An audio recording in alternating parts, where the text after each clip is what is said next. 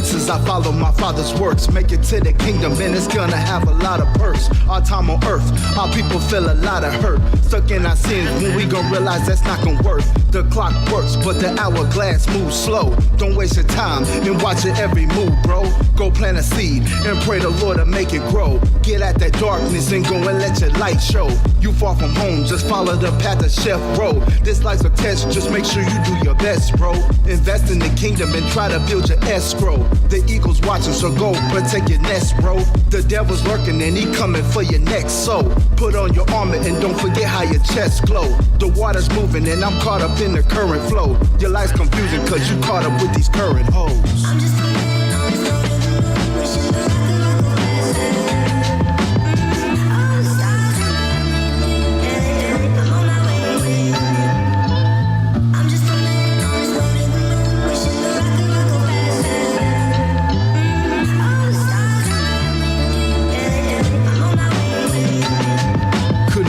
First verse, cut the bass, send up the treble. No longer bass, we excelling to a higher level. I hate to bust your bubble, but this level trouble doubles. Remove your pride and just remember to stay humble. Don't cry for spilt milk or how the cookie crumbles. Make sure to mouth the flow so you don't slip or stumble.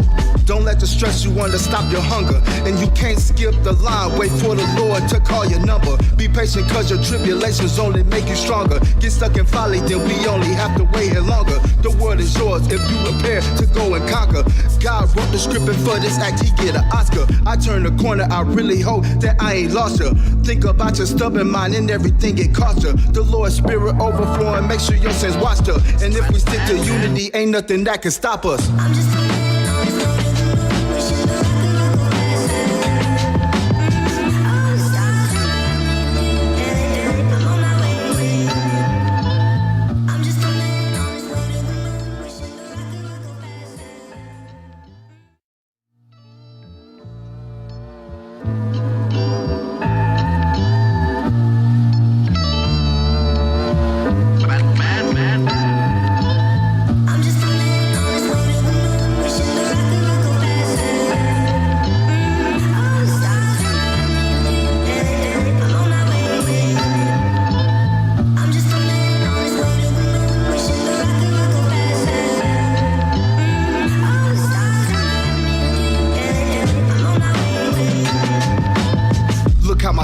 works as I follow my Father's works. Make it to the kingdom and it's gonna have a lot of perks. Our time on earth, our people feel a lot of hurt. Stuck in our sins when we gon' realize that's not gonna work. The clock works, but the hourglass moves slow. Don't waste your time and watch your every move, bro. Go plant a seed and pray the Lord to make it grow. Get at that darkness and go and let your light show. You far from home, just follow the path of Chef Road. This life's a test, just make sure you do your best, bro. Invest in the kingdom and try to build your escrow. The eagle's watching, so go protect your nest, bro. The devil's lurking and he coming for your next soul. Put on your armor and don't forget how your chest glow. The water's moving and I'm caught up in the current flow. Your life's confusing cause you caught up with these current hoes. I'm just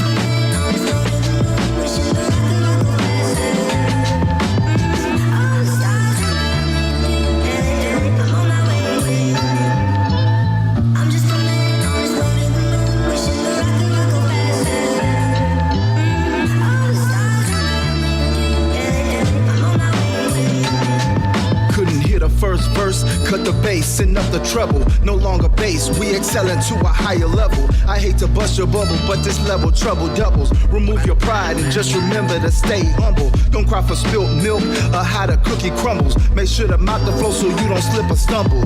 Don't let the stress you under stop your hunger. And you can't skip the line, wait for the Lord to call your number. Be patient cause your tribulations only make you stronger. Get stuck in folly, then we only have to wait here longer. The world is yours if you prepare to go and conquer.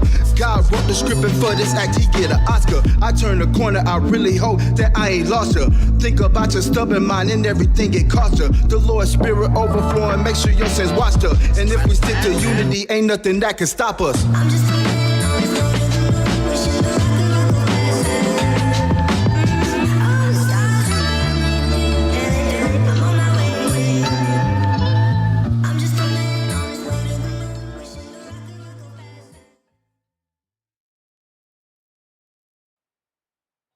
Shalom, Israel. Shalom, shalom, shalom. Thank you all for joining. Thank you all for joining. please share this discussion because we in for another hot topic. Y'all like last discussion about should the child have the father's last name? Y'all gonna love this topic tonight. All right, it's the great debate. Who should eat first, the husband or the children? So I need brothers to hop on the Zoom. Sisters, I need you to hop on the Zoom. I know last time I saw them say, hey, I'm gonna hop on next time. So I pray that that's watching. Sis, now's your opportunity to hop on. If y'all have been watching, following on social media, I put up a couple of posts, Abiel. One on the actual Truth Spirit of Christ page, and then one on my personal page about this topic.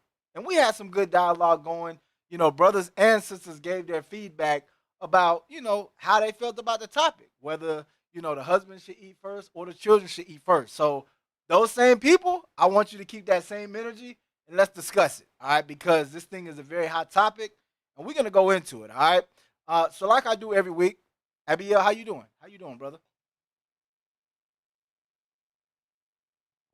I'm good. Could be better. But I'm good. Any day above ground is a good day. All praise to the Most High. All How praises. about yourself? I'm about the same. Tribulations, things that we go through, in our personal lives. But like you said, any day above ground, I've got health that maybe another person doesn't have. I got finances that maybe another person doesn't have. I got brothers and sisters and family around me. So I'm doing good. Nothing really for me to complain about.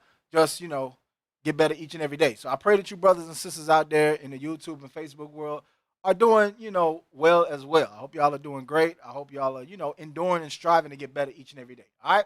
So like I say every week, husbands grab your wives grab your husbands, children of you of age, grab your parents, because it's time for iron sharpening iron. And I said brothers and sisters get on. I would like to hear some feedback from some teenagers. If we got some teenagers that's watching, and y'all know how to do things decently and in order, hop on the Zoom. Maybe y'all feel like, hey, I should eat before dad, I should eat before mom, because I'm that young prince. I'm the sweet princess. I need to get my plate first. So I would love to hear these discussions. So I really need y'all to hop on. I need y'all to hop on. If y'all don't want to hop on and have the discussion, then we can shut it down. Abiel, you can go on and deal with whatever you got to deal with. I'll go take me a nap and get ready for the Sabbath class tomorrow. But brothers hop on, sisters hop on, share, share, share, share, share. All right. So for those of y'all who maybe it's your first time tuning in, I'm Deacon ShamaAriYah, and this is Iron Sharpening Iron Fridays. All right. So we're gonna go to Proverbs chapter 27 and verse 17, just to give a little biblical understanding on why it's called Iron Sharpening Iron and what's the purpose for seeing my face on this camera. All right. Proverbs chapter 27 and verse 17, just to give y'all a little time to hop on the Zoom, you know, get logged in, you know, get what you gonna say ready, how you gonna debate this topic, um, and let's go at it. So this is Proverbs chapter 27 and verse 17. Iron sharpeneth iron, so a man sharpeneth the countenance of a friend. So the same way iron sharpens iron is the same way a man or a woman should be able to sharpen the countenance of their friend. We're supposed to be able to build each other up. We're supposed to be able to go into these scriptures. If a brother's saying, man, I'm dealing with this, I'm battling this, I'm going through this, we're supposed to be able to go through the scriptures, show them, what God says first, give them some advice and help build them up. We're supposed to sharpen each other's spirit, our mind, our demeanor, our overall, countenance about ourselves. That's what we're supposed to be able to do and build each other up. So that's what I like to do. Even with this discussion that we're about to have, that's iron sharpening iron, because I may have one perspective on something, Abiel may have a different perspective. We could be able to talk about it, go into the scriptures, reason with each other, and I say, well, I really didn't think about it like that, Abiel. Or he may look at it and say, well, I didn't think about it like that, Shema. Vice versa. Sisters may have a certain perspective that brothers may not see things from that perspective, and as well, brothers have certain perspective where sisters may not see things from our perspective. But we're supposed to be able to build each other up, all right? So let's go ahead and get into it. Again, hop on the Zoom, hop on the Zoom. Sisters, you can hop on the Zoom. You got the Zoom link posted, right, Abiel? It's at the top. If you're on YouTube, it's pinned at the top. All you got to do is scroll up, click on it. You're going to get logged in. Abiel will give you access. Mute your mic. Be ready to speak. And let's get into it. All right? So while we wait, let's pull up this article. I want to go to the article first, and then we'll go to the YouTube video. Pull up the article, and let's talk about it. All right? So we're going to pull up this article. Um, and basically, what this article is talking about is, it's the perspective. It's saying, the question is, who do you feed first, your husband or your kids? All right. It says, let's discuss. So it says, we have a love-hate relationship with memes pertaining to love. But every once in a while, we come across one that sparks a fascinating discussion. So this person is saying, we have a love-hate relationship with memes that talk about love, right? And it said, every once in a while, we come across one that it'll spark a fascinating discussion. So, you could be scrolling on Facebook and you see meme after meme after meme. Then you have that one that's like, oh, we got to talk about this. Oh, this one's jumping. This one got 128 comments. You got brothers commenting on it, sisters commenting on it. And actually, there was a brother that made a comment like this on Facebook. And there was brothers and sisters that were commenting on it. I tried to go back to it, but I guess he took it down for whatever reason. But it was a hot topic. It was a hot topic, and everybody had their own opinion and their own thought process behind it. All right, so it says this one targets families, specifically moms, at dinner time. It raised the question of whose plate should you prepare first, your husband or your kids. So it's saying this discussion is generated towards the mom, especially when it's at dinner time. It's a major question. You cooking that good dinner, you know how you get down in the kitchen. Who do you serve first, your husbands or your kids? Your husband or your kids, all right? Your husband or your kids. Who do you serve first? Amongst my coworkers, everyone agreed the kids should absolutely eat first if a mom ever finds herself in a position where she has to choose. So this person was having a discussion at work and they said, hey, amongst my coworkers, everybody was like, hey, the kids better eat first. If the mom's in that position and she chooses, kids better eat first. So that's some people's perspective. It says, however, I don't think I fully understand why moms need to choose or why it's so important. So now this person is saying, I don't really understand why they got to choose in the first place or why it's even so important. Why is this topic so important? And that's one thing we're going to discuss as we go along. Why is this topic so important? Because you may be saying, Deacon, this is really just trivial. Why we ain't talking about something else? Why are we not learning about, this commandment or that commandment or dealing with a sexual lust or dealing with smoking or getting drunk? Why are we not talking about that tonight, Deacon? Well, as you're going to find out, the order at which a person is served in the household, whether it's the husband or the children, is of great importance. And I'm going to explain why. It's of great significance. All right? Going back to the article, it says, growing up, for the most part, we ate as a family, and everyone's plates were usually prepared before my dad or mom called us to the dinner table. These days, everyone at my mom's house might eat at different times. So they were saying back in the day, there was a time where everybody's place was made. They sat at the table and everybody ate together, right? That was back in the day. You ate as a family. You remember back in the day, Abiel, when during the times of radio, way before our time, but people would sit there, they would read the newspaper, they would listen to the radio, way before TV was popular. Every household didn't have no TV, but you had that radio. They sat there, listened to AM radio, FM radio as a family. Then TVs began to get created. Then it was like, all right, we sit there and we watch TV. Then you migrated from the table to now dad got his plate on the couch. Kids still stayed at the table, right? Now everybody just eats in their room or wherever. Dinner's cooked and it's just set on the stove. You get it how you live, and that is what it is. That's how we live now. All right? So it says, these days, everyone at my mom's house might eat at different times. But if it comes down to it, my mom is making my dad's plate first. And for obvious reasons. At this point, both my brother and I are grown and capable of fending for ourselves. Anyway, what are your thoughts on this? Who do you feed first, your man or your kids? Does it really matter whose plate is prepared first? So that's what I want y'all to really think about, all right? Does it really matter whose plate is served first? We got anybody on the Zoom yet?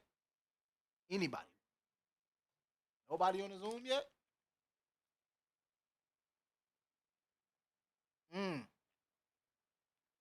All right, I guess they scared.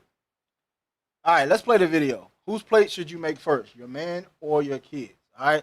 So in this video we're about to play, it's basically the same discussion that we're about to have, but it's about 4 women on the panel. Now on a radio show, and they're gonna give their perspective and their viewpoints on what they feel, about this topic. They're gonna have people calling in, giving their perspective as well. It's kind of hard when some of the people are calling in, so you're gonna have to really listen close. But we're gonna kind of pause it. We're gonna discuss these things as we go. Go ahead and play it from the beginning. You're listening to the livest show in Sacramento. All right, just for a disclaimer, I don't think there's any cuss words in here. You're back inside the Girls be Club with mindful. Lady I'm not Charmaine, sure. Dear I think Roki there was. Asami, and Shari Wilson. Hey, ladies. Hey. All right, here's one of those questions. Whose plate should you fix first? Should a woman fix her man's plate first or her children's plate first? Man, okay. Well, you know what? I was raised in a Go house ahead. where my mom made my dad plate, made his plate 1st, Uh-huh. and if she put it in the microwave, did all that. Now me, I have all boys, so I have all kings. So I do make my husband plate first, but my husband also make my plate first. He'll send the boys upstairs, or I come downstairs and my plate is made. So we do make each other plate first. Okay. D? Baby, let All me right, tell pause it. you. I'm like this. Pause it. So the first sister, she said, the way I grew up is the husband's plate was made first. She said, even still to this day, I make my husband's plate first, and I got all boys, so I make my king's plates as well. So look, did you hear the words that she was using? So you can see, I want y'all to listen at the words these sisters are using and look at their mindset. The way she was groomed was, okay, my dad ate first, so I witnessed my mom do this. So I'm learning from my mom. So when I'm looking at this Abiel, for her to carry that on says a lot about her mother and her parents' relationship. Because a lot of people, what you may see is, oh yeah, I grew up that way, but me, I'm different. So it was either something that they saw their parents in their relationship they didn't like, maybe her and her mom wasn't that close, or whatever the case may be, something changed. But even when you listen how she reverenced her sons, she said, even my kings, I make their plates first. I make their plates as well, right? And then she went on to say, my husband will make my plate as well. So I like that because it's even them reverencing each other. It's not that, okay, if the husband may cook, he's not saying, okay, well, I put my wife to the side like she means nothing. This is my helpmeet, right? That shows that her husband even looks at her over his sons. He doesn't be like, okay, these are my sons. I even put my wife beneath my sons. No, he's understanding that marriage relationship between him and his wife and saying, okay, I love my wife. She cooks for me and makes my plate. If I was to cook for her, cool, here's your plate, babe. Then the boys will get served after that. Certain order and structure is what I see there. I hope y'all on YouTube and Facebook can see that as well. Go ahead and play on. And Abby, if you got any, feedback you want to put in, feel free. First off, I don't cook a lot, and I think I've said that 100 times. either. Like my husband does more cooking than I do, but when I do cook, it's almost like whoever's close. We have 4 kids. If my husband's in the back here, you guys can get your plate here. Take dad one, but it's not like this is dad's plate first. Like again, I was saying earlier, when we was, Kojic to the toe to the flow, that was how it was. It was absolutely dad first. So we'd serve all the men in the church, and the kids be over there starving till all the men got done. But not knocking that at all. But the way it is right now in the household, it's just whoever's close. That's there's no. And my husband, when he cooks, whoever closer, he makes sure he sends me a plate as well. Okay. All All right. right, 97.5. Pause it. All right. Now, I hope you saw that. I hope y'all seen it as well. 2 different spirits. Because she kind of sped through it. But in the very beginning, she said, I don't cook that much. But when I do, it's pretty much everybody for themselves. Whoever's the closest, I'm just handing out plates, right? She said, I grew up Kojic where it was like strict. Men ate first. We served the boys first in the church. That's how we did it. She said, I'm not knocking that, but me, I roll kind of different. So what I'm seeing here is maybe it's something that's, as that sister was growing up, something that she didn't like. And when she got older, she decided to change that. Even her mindset, if you grew up around women that were constantly cooking, serving the men, but then you yourself will say, no, I don't really cook like that. My husband cooks, but when I do, I just hear the closest person, here you go, here you go, here you go. Right? Not really taking as much care or reverence for the meal being prepared or the fact of, let me make sure my husband is taken care of. That's what you grew up as. Why change it now? So The reason why I keep stopping on these various points because I want y'all to see the different type of spirits that, y'all sisters can roll in and examine and say, okay, well, what can I take from this sister spirit? What can I take from that sister spirit? Where do I fit in relation to this topic with these sisters being discussed? Go ahead and play it. Taking comments on who you should serve first. Yes, we are. Yeah. What's your comment? Well, I want to say when my kids were younger, it was the kids first. Mm-hmm. When the kids are older, and I cook and my wife cooks, whoever cooks, we prepare the plate for the other person. So I prepare my wife if I cook, she prepares mine if she cooks. Yeah. Okay, Same very way. good. Same What's way. your name? Where are you calling from? Mike from Sacramento. Thank you, Mike. Mike. Hi, 97.5. All right, pause it. Hi. Pause it. All right, so now Mike, a guy, he got on. And I don't know if y'all can hear it, but he basically said, hey, either way, when I cook or my wife cooks, we make sure our children eat first. We make sure our children eat first, okay? So that's an interesting perspective from a man. He said, well, me and my wife cook. We make sure our children eat first, all right? So we're going to touch on that. I'm going to want to hear perspectives from brothers and sisters on if they feel the children should eat first. He said, hey, we want to make sure that our children are taken care of, make sure they got what they got. We serve them first. I think we just got a guest on the Zoom, didn't we? Oh, Diligent Brother, Mr. I know who that is. You don't even got to say, I didn't even have to look at the screen. That's Benaiah from California. Shalom, Benaiah. How you doing, my brother? How you doing?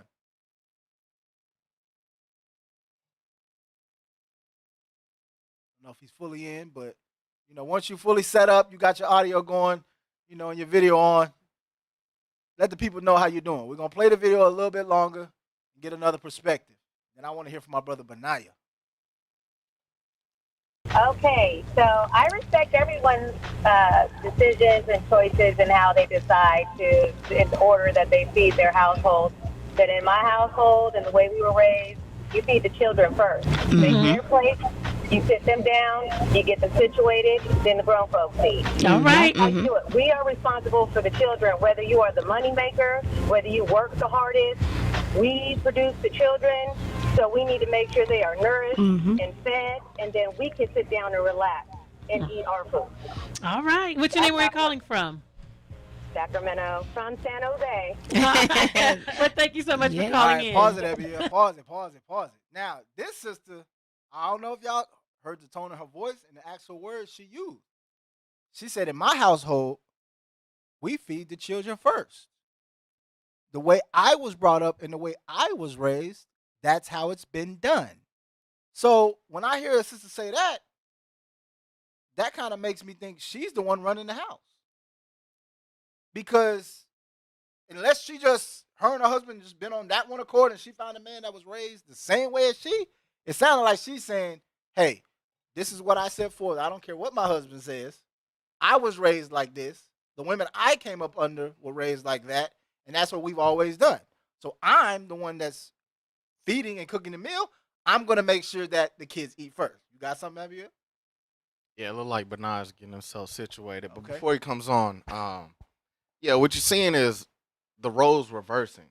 The second sister in the studio is more modern, and the first sister is traditional.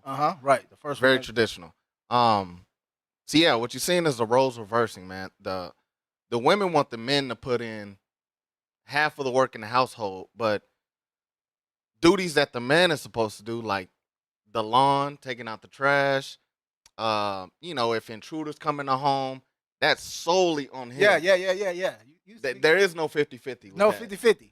But when it comes to cooking, cleaning, washing dishes, they want it 50-50, and we can't do that, man. We can't do that. Hey, see, you in the spirit. Because there are some people that are raised like that. They say, hey, I don't touch the trash. My grandfather took the trash out. My brothers took the trash out. I ain't touching the trash. And I'm going to be honest.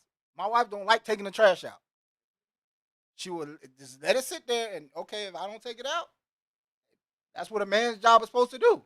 Okay, well, if that's the case, don't expect me to pick up a dish and wash it. Don't do it. You can't, like you said, they can't have it both ways. You can't play it 50-50, want me to play the man's role, and then you want to halfway do the woman's role. And they're going to talk about it later in the video. We're going to discuss it as well. Is cooking women's work? They're going to discuss it and they're going to talk about it. But let me see how my brother Benai is doing really, really quick since he decided to hop on Mr. Diligent. Shalom, Benai. How you doing? Hey, Shalom, Dick. How are you doing? I'm doing all right. Glad I wanted to make sure I wasn't doing nothing, so I said, man, let me get on Iron Shopping Iron. Hey, all praises, all praises. I'm gonna start calling you Mr. Midweek Meditation as well, because this brother's on Midweek Meditations as a regular, every week. Him as an Yakin and Mama Mita. And he made a guest appearance on Iron Sharpening Vine. All praise. I appreciate you, brother. I appreciate you. Maybe you'll encourage some of these other brothers to get on, and maybe some sisters to come out their shell and hop on this thing. All right. So let's get into it. Sir. We're gonna continue to play the video. Just keep it there, Abiel. But I want to discuss something. What does the husband do to deserve to be served first? What are some of the things that a husband does where he deserves to be served first? I want us to meditate on those. Think of those things. But now, if you got a few things, just throw it out there. Abiel kind of mentioned them, but I want to see, what does a husband do where he deserves to be served first? Well, I would say number one, a protector and a provider. No, I mean those just within itself is enough, really. So a protector, a provider, a mentor, you know what I'm saying? So a coach, you know what I'm saying? A lead, a guide, you know what I'm saying? All of these are jobs of the man in the household. I'm not gonna be sitting around here following my wife around. And I'm not gonna let her lead. I'm not gonna be led by my kids. A lot of the things, this is how I try to approach, because it's all management, right? So I look at it like this. When I'm out and I'm in the work and I'm managing other people, right? Mm-hmm. If I'm out here doing the work, if I'm out here in the trenches actually doing it, and who in the world is managing? So it's the same thing with the household. If I'm in here cleaning the house, doing everything, who's doing the managing of the house? Who's guiding the direction of the house? If I'm doing it, you know what I'm saying? So that's kind of how I see it. So I don't necessarily. I would like to think that I am the leader. I am the guide of the house. That doesn't mean that I'm gonna just not help out at all. But you're talking roles here. That's not really my role to actually clean You're exactly dishes, right. Say it with your chest, Say it brother. with your chest. I'm just trying to make sure I don't offend nobody. Giving me free range, absolutely. That's not my role to clean up no dishes.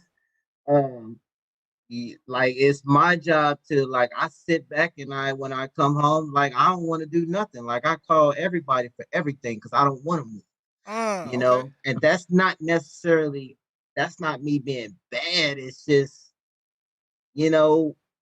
if I got to go out here in this world and I can come back and I can share what I'm bringing in, and you have free range to all, like, accounts, money, and everything like that.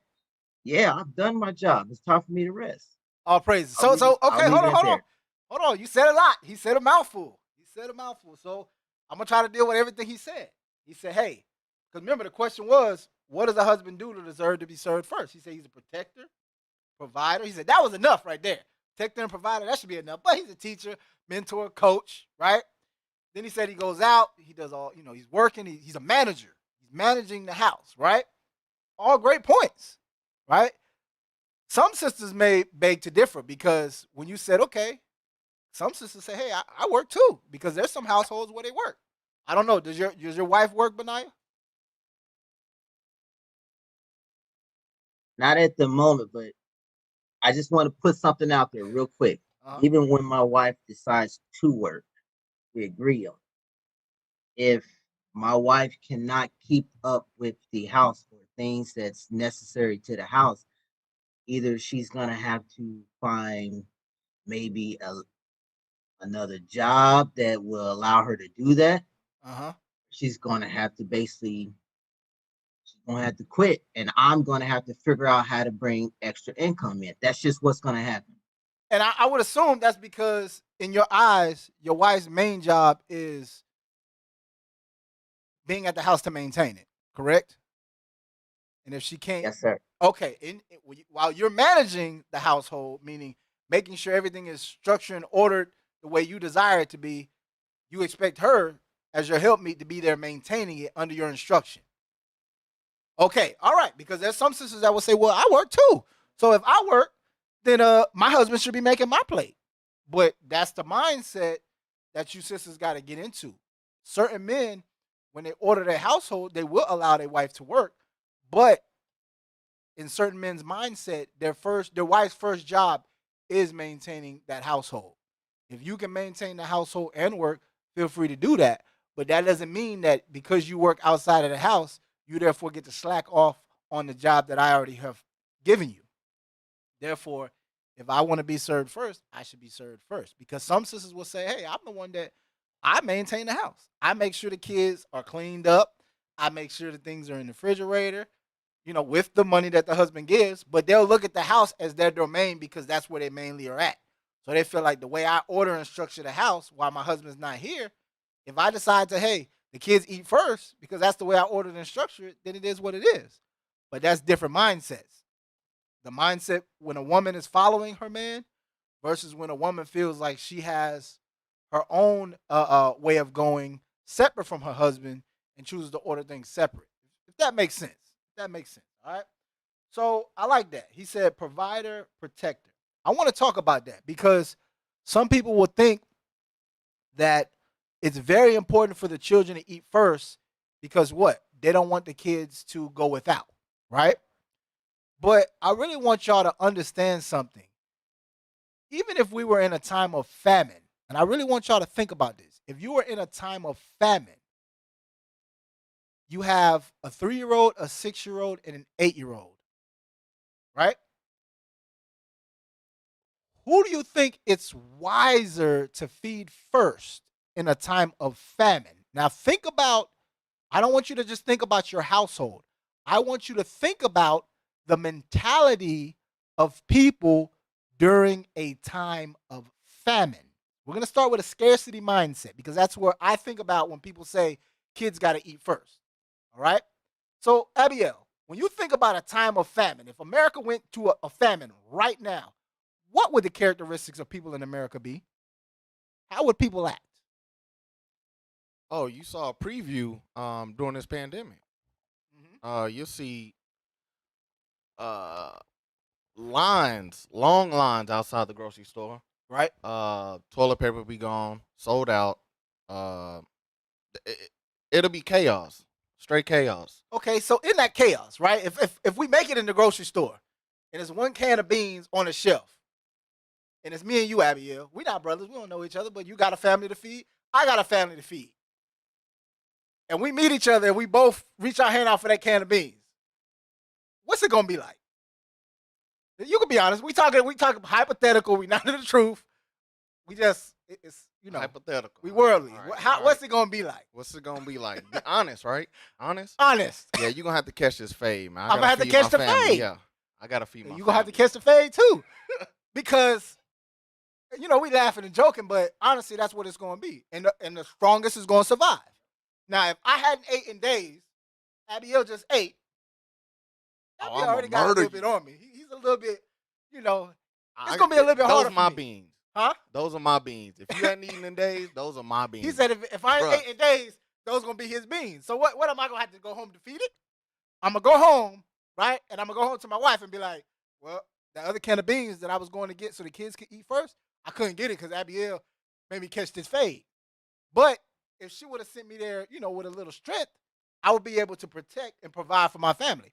I could have gave Abiel this fade and came back and we could have all split the beans. So I hope y'all are getting what we're seeing is we really got to prioritize how we run our households, right? And I'm not saying that the kids don't eat at all. They just go hungry. But in a time of famine, you got to make sure that that protector and that provider has the strength and the energy to go out and protect and provide. If I'm over there passed out, oh, go ahead, Benaya. Go ahead. Yeah, I was gonna say that's what I like lions and I like the pride of lions, right? Okay, Because going to the animal kingdom. even when they're going in when they have a scarce and there's a shortage of food to hunt, um, the women they'll go out there and do their thing and everything. But Mm-hmm.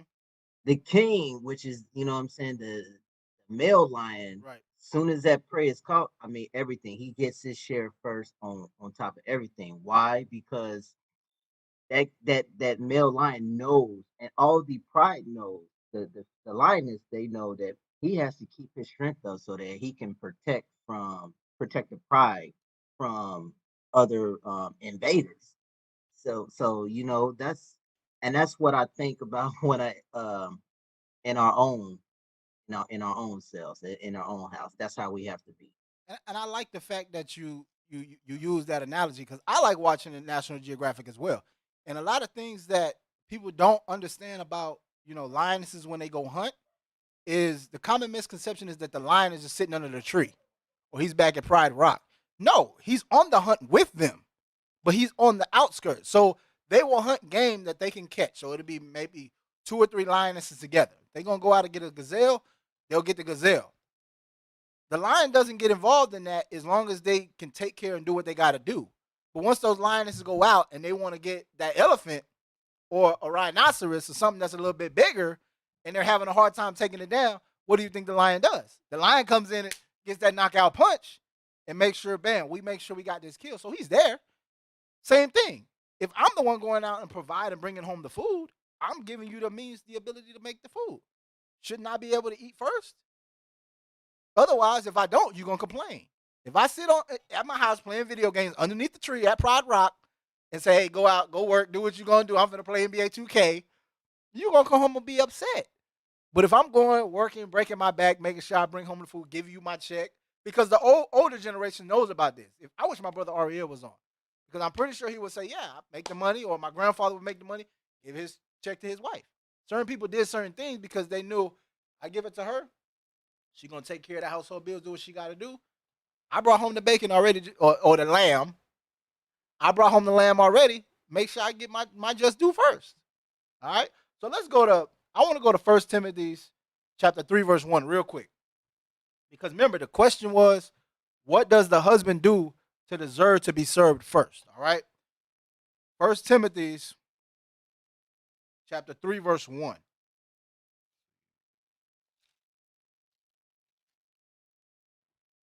All right, it's 1 Timothy chapter 3, verse 1. This is a true saying. If a man desire the office of a bishop, he desire a good work. Now, I want y'all to look at the office of a bishop in correlation to a husband or a father. A bishop is just the leader, the head of a congregation, the manager. Remember what Benaiah said earlier? He's the manager of his household. He makes sure everything is ordered properly. That's the same thing that a bishop does in the church. He's the manager and order of the church, the congregation. All right. It says that's a good work. So if you become a husband, right, that's a good work. Marriage is honorable and all, right? Y'all see the correlation? It's a good work. Verse 2, a bishop then must be blameless, the husband of one wife, vigilant, sober, of good behavior, given to hospitality, apt to teach. So I want y'all to understand, when you're dealing with a godly man, he has a very important role and reputation to uphold. So he has to be blameless. When we as men, especially black men, Hispanic men, Native American men, when we go out into the society, we have to be blameless. Meaning, if we're at work, right? But not right, Abby, if we're at work and our boss, they ridicule us, treat us a certain type of way, we can't just act how society would want us to act, or they would think we would act, punch somebody in the face, call them out their name, curse them out. We have to look at ourselves and say, you know what? I have to be the proper representation for my family, for my nation. So I got to be blameless in all my actions. And that can be hard sometimes.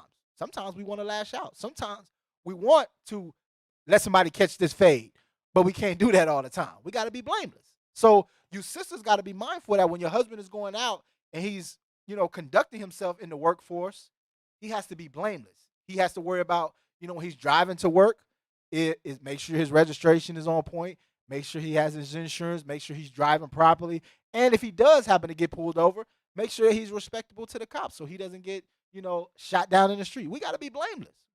That's a heavy task. So I want y'all to think about that. All right? It says the husband of one wife. When we take on a wife, you take on a responsibility. That's that protector. That's that provider. That's that you're there to teach her. You know what I'm saying? You have to deal with, the things that she deals with. You're taking on another flesh. You're taking on another person. So when you look at your husband, you sisters got to look at yourself and say, yeah, I can be a bit much sometimes. Let me make sure he got the big piece of chicken. Let me make sure his plate is made for him when he come home. Because, yeah, I could be a lot to deal with. But a lot of times sisters don't think about that. So I want y'all to think about that when you're looking about the husband of one wife. That the wife that a man has and how he deals with his wife says a lot about that man. If he's able to control his spirit, rule his temper, and he doesn't lash out on his wife, okay, that's a temperate man. And some sisters know that they can push their husband's buttons to a point where he may lash out. So it's not a light thing when he's the husband of a wife, when he takes on a wife. I want y'all to think about this, all right? It says vigilant. That's the protector, meaning we lose a lot of sleep. Every time there's, a knock on the door, whenever we hear that alarm, boop, boop, oh, we got the sensors on the door. What's that? What's going on? You hear the dogs barking. You got to be vigilant. You got to be the one that's up. You don't lean over to your wife and say, honey, what was that? Go check. You don't do that. She going to look at you like, what? Oh, nah, this ain't what it is. So you got to be the first one, even if you ain't that tough brother. If you that brother, you didn't get in too many fights in high school. You just ain't that type of brother. But, a brother like Abiel run through the door looking for that last can of beans, you're going to have to catch that fade. You can't let your wife and kids catch the fade. You got to be vigilant. You got to be looking out for anything that can happen, all right? So it says sober. You got to make sure that you got a clear mind. You're not getting drunk. You're not on, taking drugs. You got to have a clear mind. Why? So you can think properly and manage that household properly. You got to make sure that your mental state is on point as a leader, as the head, as a manager of your household. It says, of good behavior, given to hospitality, apt to teach. So you got to be hospitable, being able to lodge strangers. You got to be able to teach, meaning you have to go through something in life. Use your life experiences to teach others. Teach your wife and teach your children. You got to learn the scriptures. God has to be dealing with you on a certain level. So you sisters that have a man that's able to teach you the scriptures and go through the Bible and build you up, that's a great thing because God ain't dealing with every man like that. There's some women that they got men right now, don't know they Israel, don't know that eating pork is bad, don't know that punching a woman in the face is bad, don't know that adultery is bad. They don't know these things. And they continue to do these things to these women. But you women that have these godly men, you really got to take that into some great importance, all right? And understand that, yes, my husband deserves to eat first because of the things that is listed in 1 Timothy, the 3rd chapter. It says, verse 3, not given to wine, no striker, not greedy of filthy lucre, but patient, not a brawler, not covetous. So what I'm going into right here is a lot of different spirits that brothers deal with on a daily basis. We have to really make sure that we mortify those things. Can't be covetous. So when you see somebody else that has something, or your wife wants you to have this type of house, this type of car, this type of job, you as the leader have to keep that spirit down and say, you know what? Let us be content with what we have. Let me work towards that goal so I can get it one day. Instead of saying, well, okay, you want that nice house? I know how I used to get it back in the day. Let me go out here and, move a couple of keys or something. Nah, don't be that type of brother. So meditate on that. Look at your husband in correlation to this and say, does he meet these qualifications? If he meets these qualifications, there you go. All right, so let's go to 1 Timothy chapter 5, verse 17. 1 Timothy chapter 5, verse 17. Because, again, as the leader of a household, the manager of a household, you're worthy of double honor. You're worthy of double respect, right? One form of respect is when I provide for the household, at least I can eat first. at least I can get my plate served. And we're gonna talk about this. I don't want y'all to think that when I say eat first, here you go, husband, eat. He's eating, and everybody else is just sitting there watching. That ain't what I'm talking about. What you got, Abiel?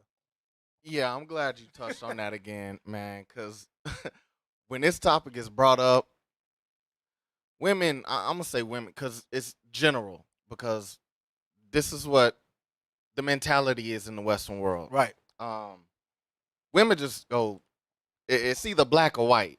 If you say the man eats first, they say, well, the kid's not going to eat at all? No, sister. It's just, like you said, do benevolence, man. Like, Right. give honor to that man. He's protecting, he's providing, he's playing his role. Right. He's doing what he's supposed to do. Like, give honor to that man. It's not a big deal for the man to eat first. It's not. Everybody's gonna eat. Everybody's gonna eat. Hey, and all praises. I want to acknowledge Sister Lauren that got on. Shalom, sis. How you doing? Shalom. I'm doing well. Thanks for asking. All praises. Happy Sabbath. Happy Sabbath. Glad to have you on. Glad to have you on. Sister mustered up the courage and got on. All praises, all praises. Oh, we about to have a discussion now. It was just us brothers up here talking, and sisters on here smiling. What you got to say so far on what we spoke about? Where's your mindset at, sis? And be honest. I want to hear y'all's mindset.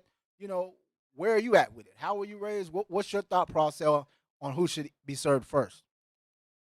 Well, I definitely do agree. Husbands are to be served first. On the belief that they are the head of the home, and because they are the providers, and that's where my mind stands All praises. on that.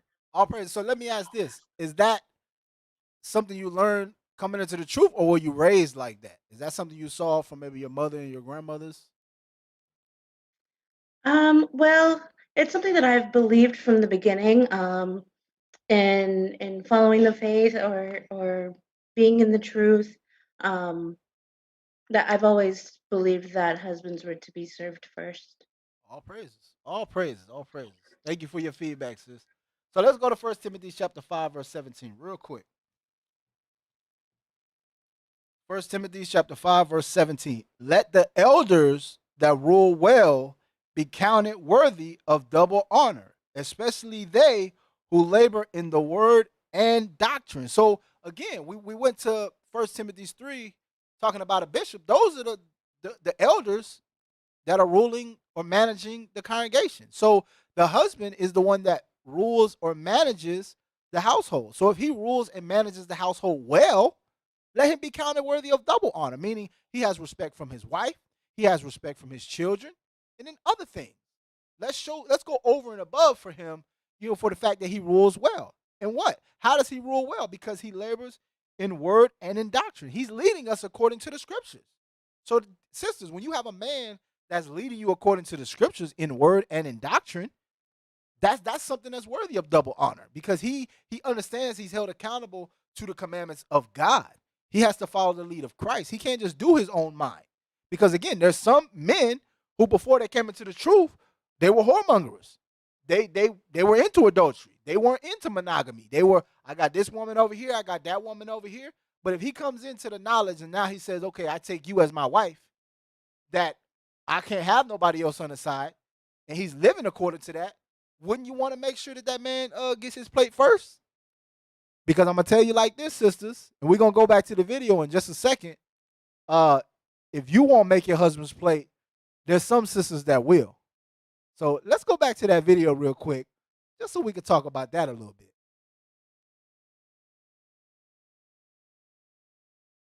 So as he gets the video queued up, for those of y'all that's just joining us, we started with a video where there are about 4 sisters, and they're talking about the topic we're talking about. Who should be served first?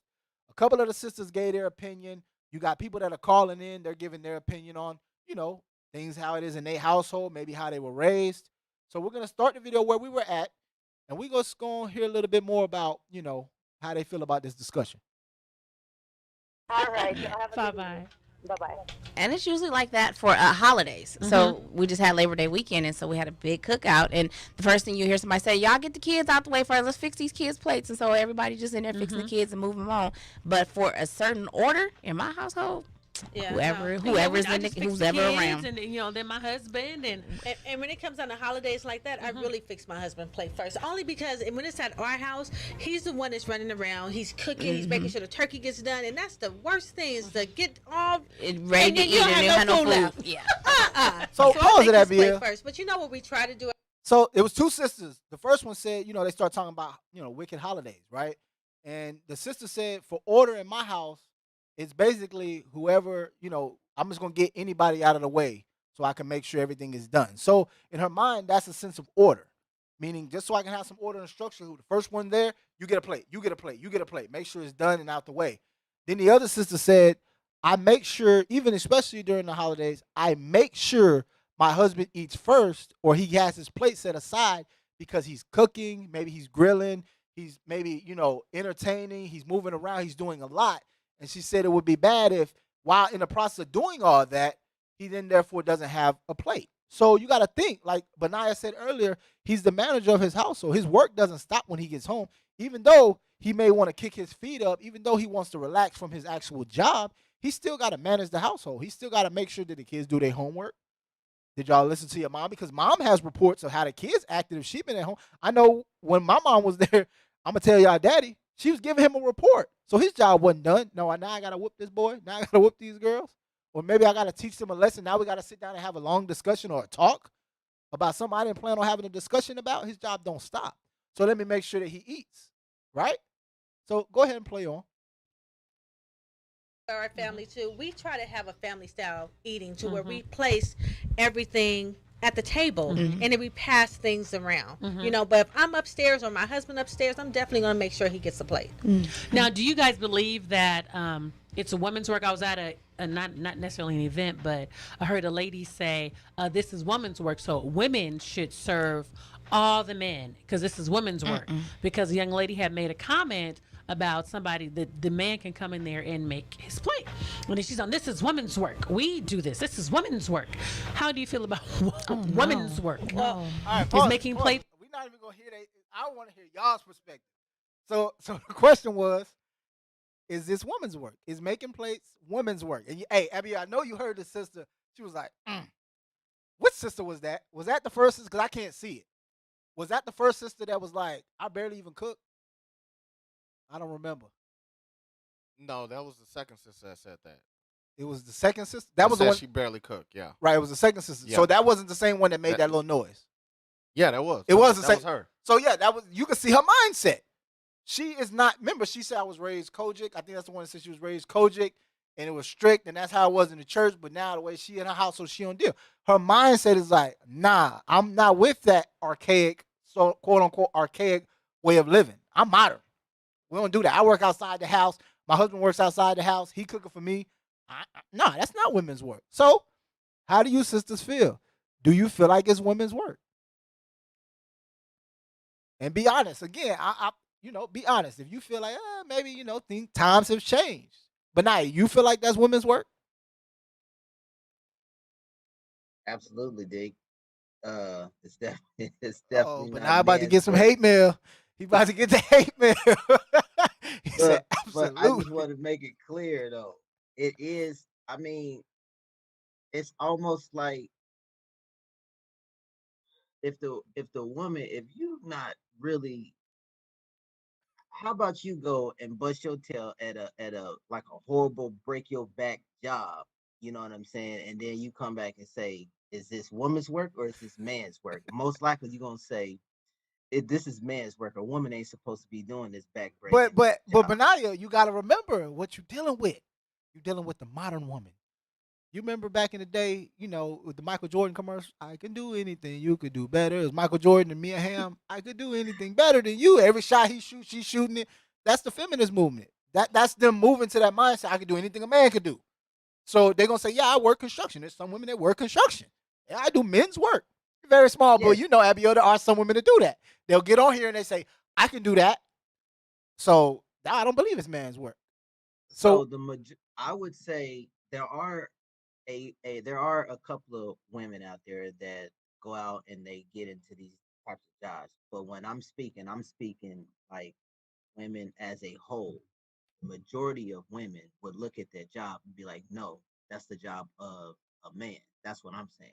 Yeah, I got you. I gotta look at it from both perspectives.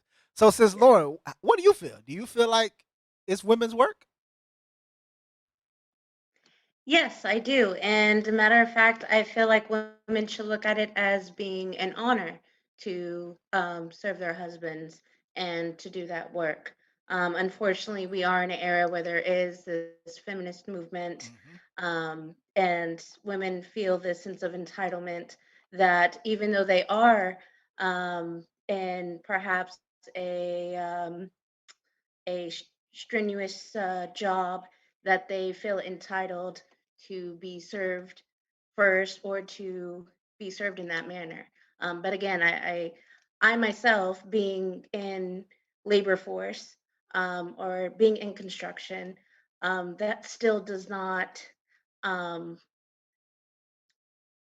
enable me to believe that I should be served first.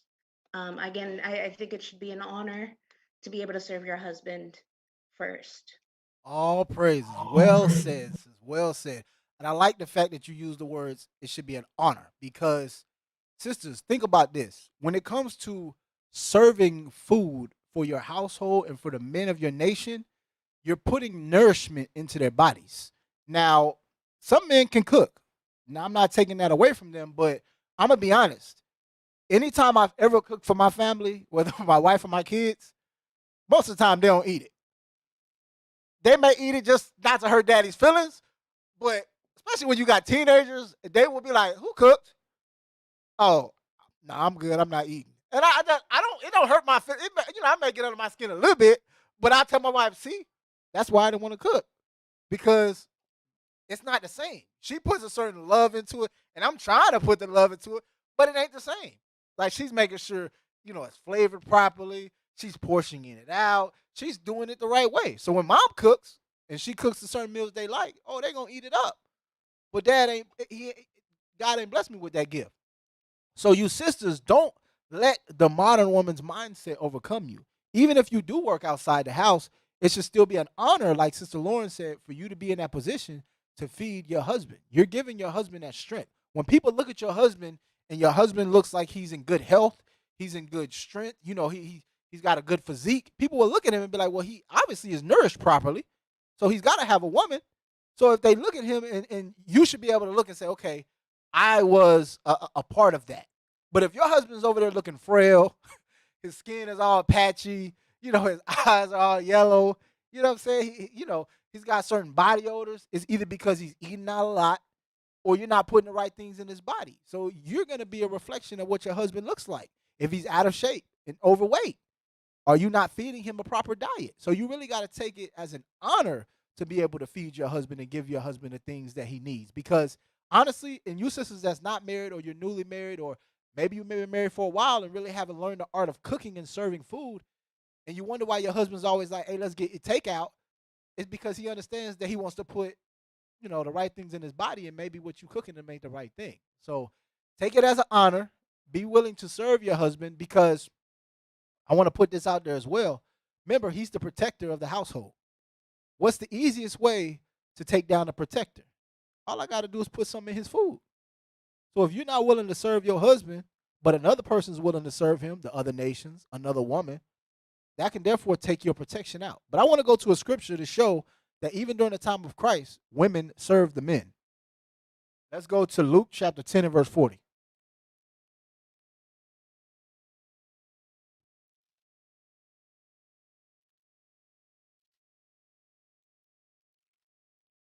The book of Luke chapter 10 and verse 40.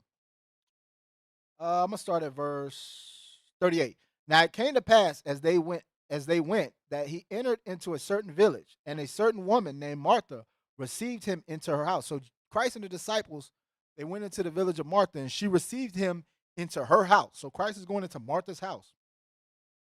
It says, and she had a sister called Mary, which also sat at Jesus' feet and heard his words. So Mary would always sit at the feet of Jesus. She was one of the disciples of Jesus as well. She followed Jesus, and she would always want to hear the word of Jesus. All right.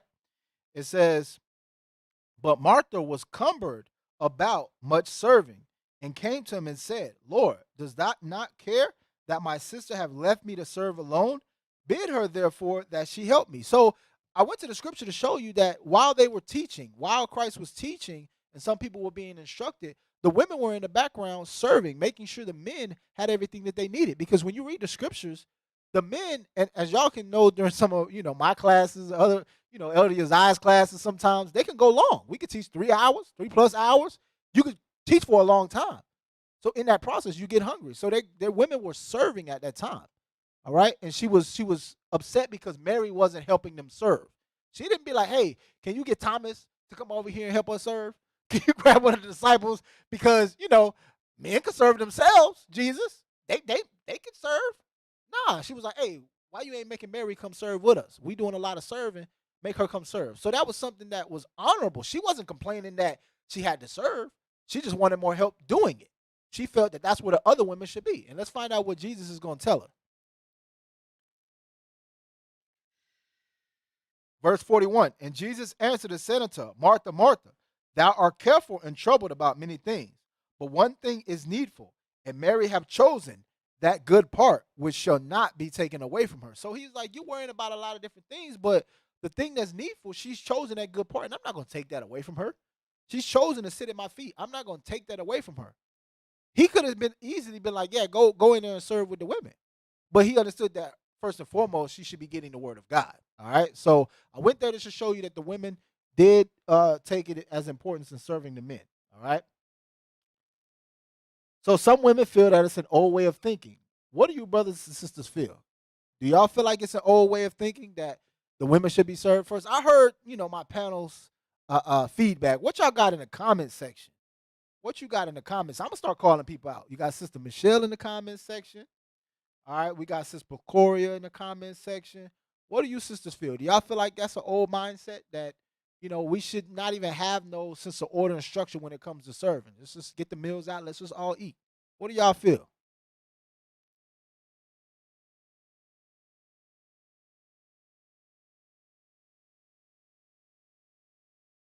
Let's see what we got. Got no feedback yet? Put it in the comments. Let's go back to the video, Abiel. It's woman's work. I don't think it's woman's work, but I do get irritated, and I'm sorry, I do, when we have women in the kitchen and I'm making my husband his plate and I'm giving it to him, and then the other wives, I mean, we have some, but the other wives be like, oh, he got his own, he could do his own, and I'm like, make your husband a plate. It's like, I don't know, maybe because I was raised But is like there anything that. wrong if she doesn't? No, but what are you doing? Why can't you make him a plate? But why do you have to? So what I do all the time is I end up making her husband a plate. See, that's I what make you my don't husband need a to plate, and then I make the other men that's a plate because I was Now, just if you raised walk like around that. there and make my husband no, play with that dress on, that's an issue. no. My husband say we got some problems. If I ain't feeding them, you ain't either. Listen. Let's just... So hold on. Pause it. Now, y'all see, she was like, hey, I don't think it's women's work. And I think this was the first sister, the traditional sister. She said, no, I don't think it's, women's work to serve your husband a plate. She said, what I hate is when we call for the men to get served, all the other women be like, nah, he could serve, he could make his own plate. Meaning they'll call the other sisters, be like, come on. Imagine y'all at the Sabbath for the new moon, right? And you got sisters like Sister Lauren that's in the spirit. And it's like, okay, it's time for the men to eat. She gets up, goes to serve her Lord, goes to get the men their food. And then the other sisters are like, nah, my husband, he can feed himself. He can serve himself. So that sister's like, you know what? I'm going to make his plate. Then they ears perked up, Abiel. They said, oh, no, you ain't. If I ain't making my husband's plate, you ain't making my husband's plate. Well, sister, if it wasn't such a big deal, why does it matter? If it ain't a big deal on who serves his plate, why does it matter? See, Benaiah got his hand raised. What you got, Benaiah? I think it's a case of women are not, they've made this look like good.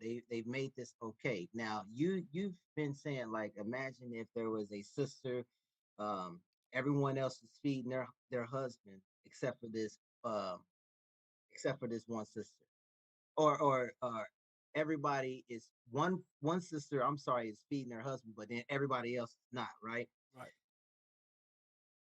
Let's reverse that, and let's say that everybody is feeding their husband, and you got one sister that is not. Do you know how silly this sister would look?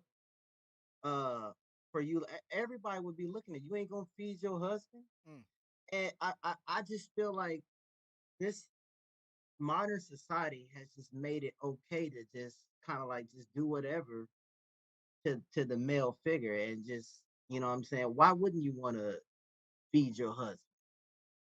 And that's just what I'm thinking about. And, It's and that's why I said what I said. I'm like, if it wasn't a big deal, why would you get mad? Because in that scenario that you just gave, right, where everybody else was feeding the husband that one sister, right? At that time, she may not say anything. The other sisters may feed her husband a plate, but you know what that sister do as soon as they get in the car? Why you ate that plate from that sister? See, oh, y'all got something going on? She would do that, and it would be an argument. It would be a fight. But I thought it wasn't a big deal. Why you couldn't make my plate if it's not that big of a deal? It's a power struggle.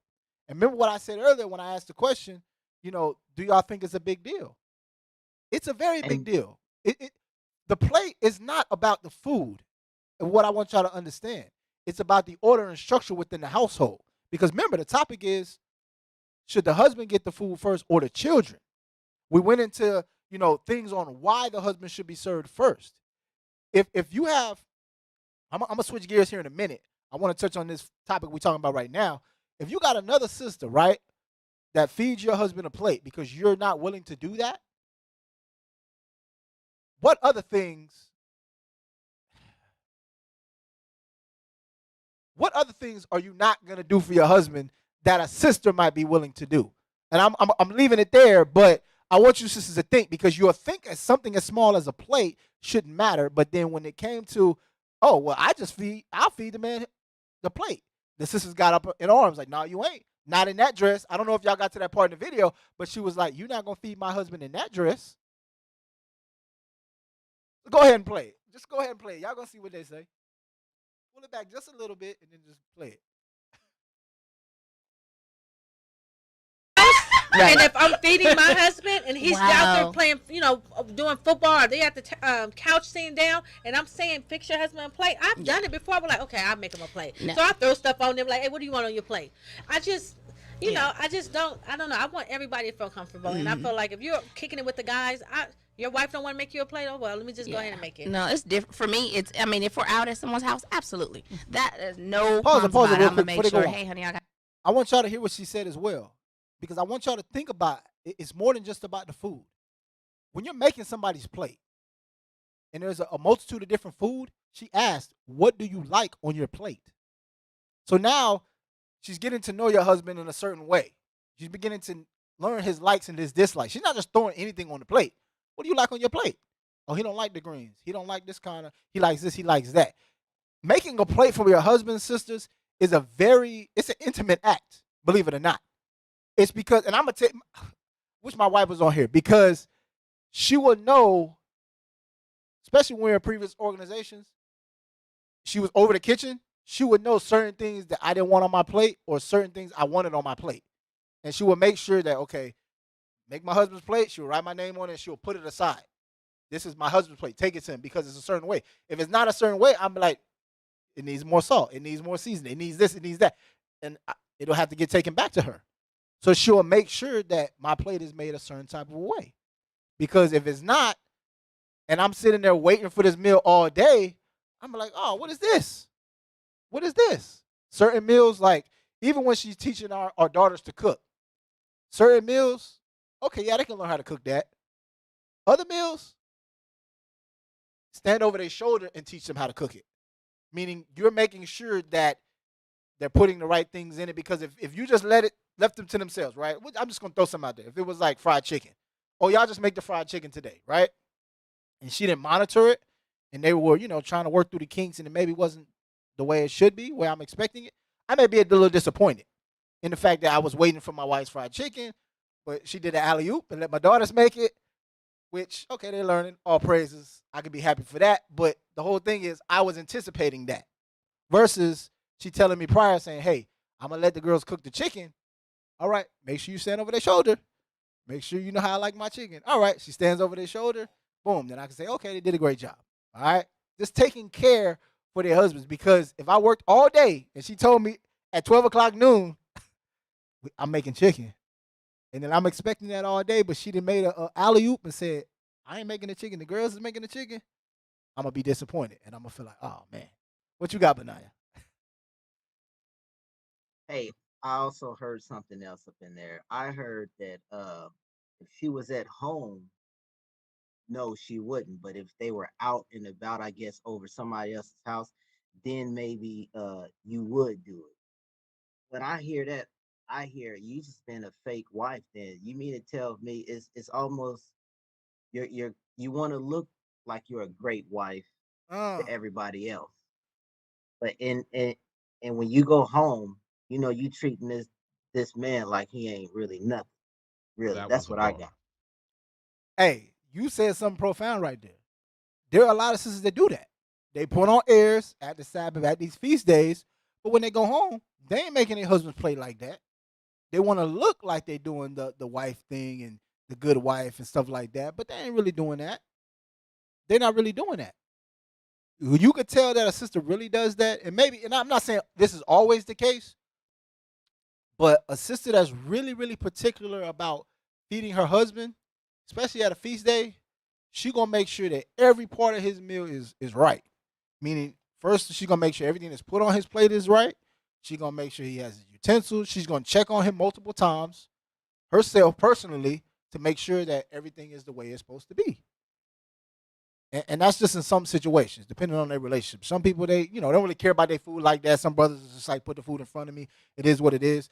But some women really take it as an honor, and they really will not let another sister feed their husband. They won't. They won't. But some sisters, they don't care. Let's go back to the video. And I want to see the comments from, okay, we got Sister Atara J. Israel. She said, I've had to cook for my cousin's husband because she didn't want to make him something to eat when he got off work, and he practically begs. Now that's pitiful. Like, she had to cook for her cousin's husband when he got off work, and he had to beg her to do it. No man should have to beg a woman to cook for him. Because, again, what you won't do, sister, another sister will. Now, I'm going to give an example. Let's see. Where do I want to go? Hold on. Bear with me. All right. Let's go to Genesis 30. And I'm going to kind of talk through this. So, in Genesis 30, it was talking about Rachel and Leah. Anybody that knows the history about that is Rachel was barren at a point. She couldn't have children yet. Jacob had children by Leah. Rachel had none yet. She was jealous, right? It's a point where she wanted a child by her husband. There's been many of our foremothers that have been in that situation. Sarah being one of them. And what tends to happen is, in their carnal mindset, they will say, well, okay, take my handmaiden then, so you can have children. But what happens? Sisters get jealous. They get in their feelings. They get in their emotions. Because what? The husband then took on another wife to have a child, to bring on seed, right? So let's go to Genesis chapter 30, verse 15. I just want y'all to see Rachel's mindset.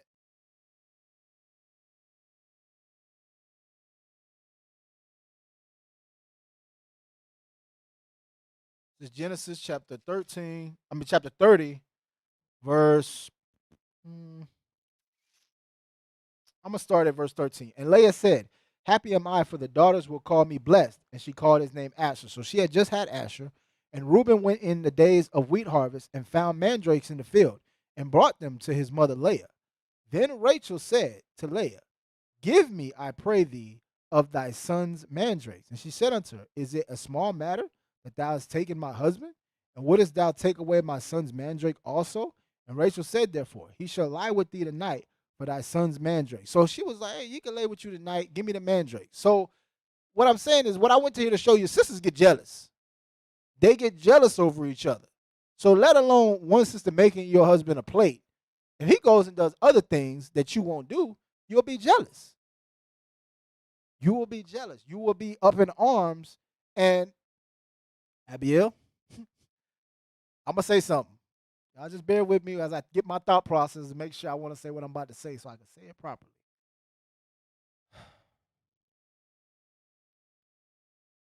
I'm gonna say it this way. Y'all remember that man I talked about earlier before he repented? How he used to be a whoremonger and he would have this woman on the side and that woman on the side? But because he repented and changed his mindset and he now is being monogamous with one woman, a lot of you sisters take that for granted and will say, well, because I'm the only woman he got, I ain't got no upfront competition, I ain't got to cook your plate. Matter of fact, you serve me. And better not no other sister make it.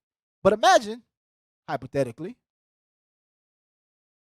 he had the ability to have 2 or 3 other sisters making his plate. Do you think she would have that same energy, Abiel? No, not at all. Women hate competition. So Say that again. women hate competition, especially when it comes to their man. So yeah, that's not gonna happen, bro. They hate competition. So I just use that example. Think about that, sisters. Just think about it. All right? Let's go back to the video. At your plate, and unless he's already up there with me, because again, it's not a thing with us, Right. But but for somebody, some other woman to fix his plate, I don't know. That's just, I got it. Thanks, boo. And I got that's it. what I be wanting them to say. It's, Yeah. I got it. Yeah. Trust me, I don't want to make his plate. I barely want to make my husband's plate. You know, you get to a man through feeding him, so you know when he like, man, she done fixed me a plate. Yeah, no. Pause it. That's just to say you get to a man through feeding him. I don't know if y'all heard that. He was like, yeah, that sister made my plate. You get to a man through feeding him. Sisters. Think about that. How many of y'all sisters had mothers? It's going to be more of the older mothers, Abiel, that would tell them the way to a man's heart is through his stomach. Things you put inside of his body. The food you give for him. That shows love and care. If a woman is feeding you ramen noodles every day, brother, you're not going to have the same love for her. Unless you just love ramen noodles. If she can't boil water, you're not going to have the same love for her. You're just not. There's certain times that I've went out with my wife and I may have ordered something on the menu that she could cook at home. And I'll eat it. She'll taste it and she'll be like, I could have made this better. And I'll be like, yeah, yours is better. I would have preferred you make it.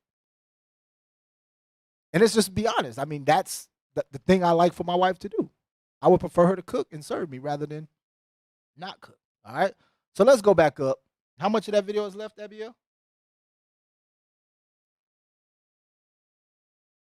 All right. So let's talk about what have children done to deserve to be served first? Because we talked about the husband, but let's discuss some things that children do to deserve to be served first. Because some people have opinions about that. Some people really truly feel that kids deserve to eat first. I already proved why the husband deserves to be first, or I put out my, scriptural understanding of why I feel like the husband should deserve to eat first. But Benaiah, Sister Lauren, what things do children do to where they deserve to eat first, if anything? My kids don't do nothing to deserve to eat first. Period. He said, Now, I will say we're not in a scarce situation right now, so just because I'm not really tripping about it, I'll go ahead and let them eat. But if it begins to get rough and hard, no, I'm gonna eat first because I'm the one who's got to go out here and make sure that you're able to try to be greedy and think that you can eat first again in the first place. That makes sense. Yeah, so he said, hey, my kids don't do nothing to deserve to eat first. And that's just the honest reality, and that's something we all have to think about. Unless your kid is a child star and you living in the house that they provide, and and they just, making all this money, and you're like, hey, that check that's going in the bank came from me, Pops. You know what I'm saying? Yeah, he get the big piece of chicken. But at the end of the day, it's all about a sign of respect. What you got, Abiel? Yeah, I was gonna expound on what Brother Benaiah said. how he said it, it's not really a big deal. He gonna, you know what I'm saying? If it's not in a time of trouble, he gonna let him eat first. And that's really a Ciroc 6 moment, man. You want to be able to prove your friend, because a lot of sisters will say it's no good men out here. We supposed to just submit to any man. No, sis, Right. submit to a man that's playing his role, that's doing what he's supposed to do. If because a lot of women will say, I don't know if you saw this, but Carrie Hilson, the singer, Nah, I she don't see said, she made a post on Twitter and said that she would submit to a man that basically she would submit to a man that basically you know whatever her list was of that man that she wanted, He had to whatever be he needed to do, 10 out of 10. yeah, she would submit to that. And women, they don't understand that you can't just turn that femininity on and off. You know what I'm saying? In this society, in this Western world, women have, it's a dog eat dog world, and they out here working just like us, so they got to get it how they live, and they have to have that mentality of a man that you know what I'm saying. You either eat or you get eaten. You know what I'm saying? But when it comes to the household, they want to turn it on and off. They want a man to be 10 out of 10, like you said, to reach all her requirements before she submits, and you can't do that. So I'm glad you said that, because I'm gonna bring up another point as well. Remember, this is about order and structure. Like Benaiah said, yeah, it's not a big deal. Abiel said it's not a big deal. Even I think it's not a big deal. There's times where my kids have been served first. But what I'm talking about, or what this discussion is about, is those of us, men and women, that will make it a priority to say, no, my kids eat first before the man.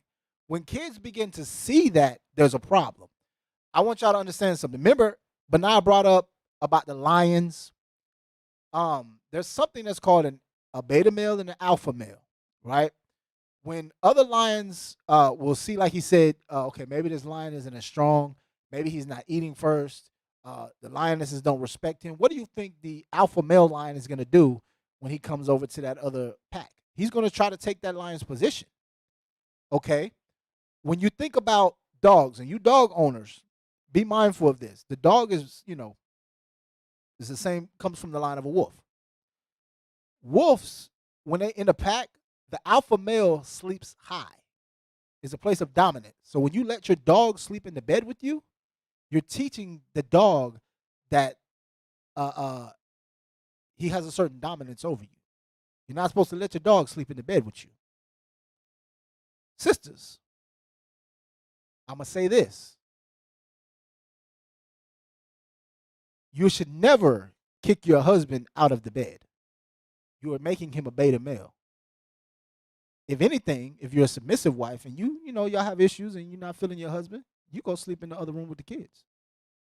But when you take your husband and say, oh, you go sleep on the couch, you're turning your husband into a beta male. That's just like the dog owner sending his dog to sleep in a dog bed. Yes, as dog owners, we're trying to domesticate our dogs. I hope y'all get where I'm going. You get where I'm going, Abiel? But a dog's natural state is to sleep at the high position. So when he comes and gets in your bed, he's trying to establish that dominance. And if you allow him to do that, he's going to establish his dominance in other ways. So you sisters have a habit of kicking your husband out the room because you're mad that night. No, you go sleep on the couch. Your husband is that dominant alpha male, if that's what you want him to be as a protector and a provider. Same thing when it comes to his food. If you make your husband eat after the little cubs, the children, you're taking away his dominant position. We got to understand it's about position, it's about status. If he chooses to say, hey, let the kids eat first, that's fine. Kids see a lot of things. But if they understand that mama's going to feed us before she feeds daddy, who do you think is going to be the alpha in the family? The husband or the children? Think about it. It's bigger than just the food. I said that. All right? So let's go up. So Benaiah said his kids don't do nothing to eat first. So they don't pay no bills. They don't know no karate. they don't know how to, they can't provide. They don't do those type of things. They they can't deal with mama. They don't have the conversations that mama and daddy have. They can't console mama like daddy can. They just don't do that. They're not the protector. They're not the teacher. They don't know the scriptures like he know. They don't apply the scriptures like he know. He said they don't do nothing, so they don't get to eat first, and that's understandable. That's understandable. That's part of the order and structure. Being able to get the big piece of chicken and get the plate first, that's something you got to work to. My pops, he got the plate first. He got the big piece of chicken. But what I want you sisters to understand is a good man will always look out for his family. When we say eating first, we're not saying that, okay, I'm getting all the best of the food and the kids getting the scraps that's left over. Nah, we're going to make sure everybody eats. But I worked and I provided, and I'm going to get the best of the best first. And then we all going to eat after that. We're going to all eat together, is what I'm saying. All right? Also, another thing my father would do is, if there was times where he understood that maybe there wasn't enough and he wanted to make sure we were full, he would then take a back seat and say, no, y'all eat first. And we as kids would be like, Daddy, didn't you go eat? Because our mindset is, where's Dad's plate at? We're used to seeing Dad get the plate first. We don't see him with his plate. We say, Dad, you going to eat? No, y'all eat. Make sure you get full. And we would eat, and then we'd be like, Dad, you want to eat? Like, no, you good? Make sure you get full. I'm good. Little sister running over and said, what you doing with that plate? Bring me that plate. And he would get the plate, and what you think he going to do when he get the plate? He going to take off the chicken that you only ate a couple bites out of. He going to eat the chicken. He going to eat everything that's off the plate. Make sure everybody's fed, though. But we understood there was times where Daddy was going to eat first, and if it was his decision not to eat first, then Mom let him make that decision. She wasn't going to make that decision for him. That was something they talked about. They already had an understanding, but she made sure, honey, you want to eat? Nah, make sure the kids eat. I'm good. I'll eat after that. All right, Sis Lauren, is there anything that kids do to be warranted to eat first? Anything, one little thing. You the advocate. Everybody they wishing on Lauren. They say, Lauren, bring it home for us. You the sister on the panel. You got to bring our cars home. But Naya said his kids don't do nothing. I'm sorry, but I'd have to agree. There's not anything I could think of that would make them deserving to be fed first. Wow, not anything. Abiel, you got a son. Is there anything kids do to deserve to eat before you? No. No. No. Not one thing. Not at all. Not at all. My little boy don't do nothing. He think he runs stuff. He 4 going on 14. No. No. Well, there y'all have it. That's 3. Y'all waiting to hear my opinion. Y'all waiting to hear my opinion? All right, well. Let me think. Just give me a second. We got some Jeopardy music. Let me think. Is there anything that kids do to deserve to eat first? No, they don't work in the heat, 100-degree heat. No. When it's 40 degrees outside and they don't work outside. When the grass needs to be cut, they don't cut it. The light bill? Have they ever paid one? Nope, never paid a light bill. Driving to school, driving to the hospital. No, never done that. Paying taxes? No. Nope, nothing. I can't think of anything. Never grocery shop, never paid a grocery bill. Nope, nothing. Anybody else in the chat can justify why these sisters feel like children should eat first? Brothers or sisters, somebody. Because this is supposed to be a great debate, Abiel. But I don't see how, if it's such a great debate, why aren't there both points of view? Why isn't there somebody that's here to combat it and say, hey, this is why I feel? That's a lot of emotions. It's a lot of emotions. Can nobody tell me why kids deserve to eat first? Now, what some people may say is, well, we want to make sure that the kids are nourished. I'm going to ask a question. How long can a person or a child go without eating anything? Without eating anything, how long can they go? What you got, Benaiah? I would say a good, really honestly, without eating anything at all. And I'm going to say a child above 3 years old. I'm leaving everybody under 3 is off limits because toddlers, newborns got to eat every 2 hours. So we ain't talking about them. Don't even bring them in the conversation because they eat Similac. We ain't dealing with them. I'll say 7 to 10 days. 7 to 10 days without eating anything, they can survive. Without eat anything at all, yeah, they can survive about 7 to 10 days. 7 to 10 days. So your kid waiting 10 minutes until daddy gets his plate first, you're not justifying that. He's not starving. It's not about nutrition. If, again, you as the mother are portion controlling the food that daddy brings in. Daddy works all day long to say, you know what? Even if I could bring this can of beans home because I just gave Abiel that work, I expect my wife to make sure everybody got at least a spoon of beans, something to put in their belly, so we all good. I'm not as the daddy gonna eat the whole can of beans by myself. Nah, we gonna ration out these beans, but we gonna make it work. And I'm gonna give these beans in me first.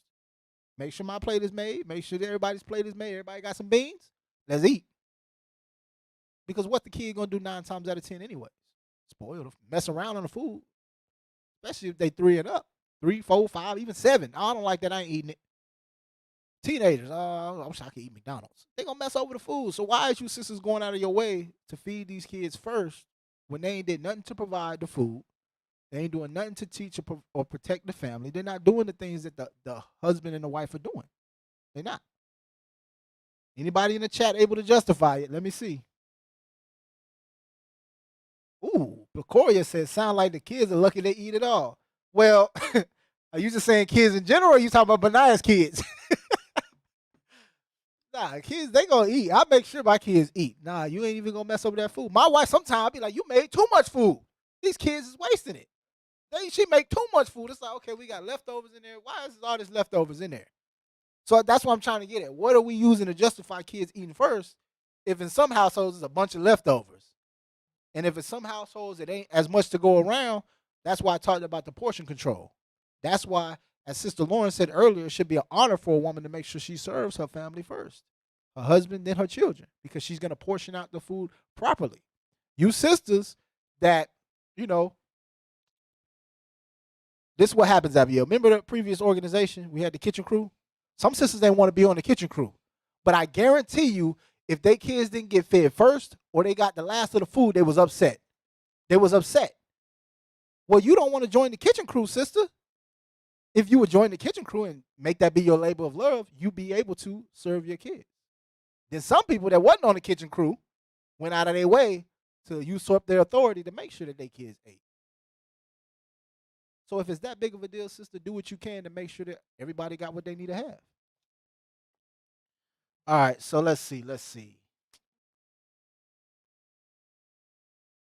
Let's go to Sirach chapter 33, verse 22. Because when you get in the habit of serving the kids over the head of the household, over the manager, what happens? Sirach or Ecclesiasticus chapter 33, verse 22. Remember I talked about it being about order and structure? So even for you brothers that feel, well, it's not that big of a deal, let my kids eat before me every time, it's not that big of a deal. Watch what the scripture says. Sirach chapter 33, verse 22. Let me read up. Verse 19. We're going to start at verse 19. Give not thy son and wife, thy brother and friend, power over thee while thou livest, and give not thy goods to another, lest it repent thee, and thou entreat for the same again. So there's certain things you don't want to give people power over you in, right? For instance, as a man, you don't want to give your wife power over you financially. You don't want to give your son power over you financially. You don't want to give your brother or a friend power over you financially. You want to keep yourself in a certain financial position to where you're able to sustain yourself as a man. That's very important. It says, as long as thou livest and hast breath in thee, give not thyself over to any. Don't give anybody power over you as a man. You should be in total control of yourself and, your condition in life. It says, verse 21, for better it is that thy children should seek to thee than thou shouldest stand to their courtesy. When it comes to our children, it's better for them to seek to us than for us to stand to their courtesy, meaning you're seeking to please your children in every waking moment of their life. First of all, them coming into this world, they haven't earned that position. What have they done for you to be seeking to them in every waking moment of their life?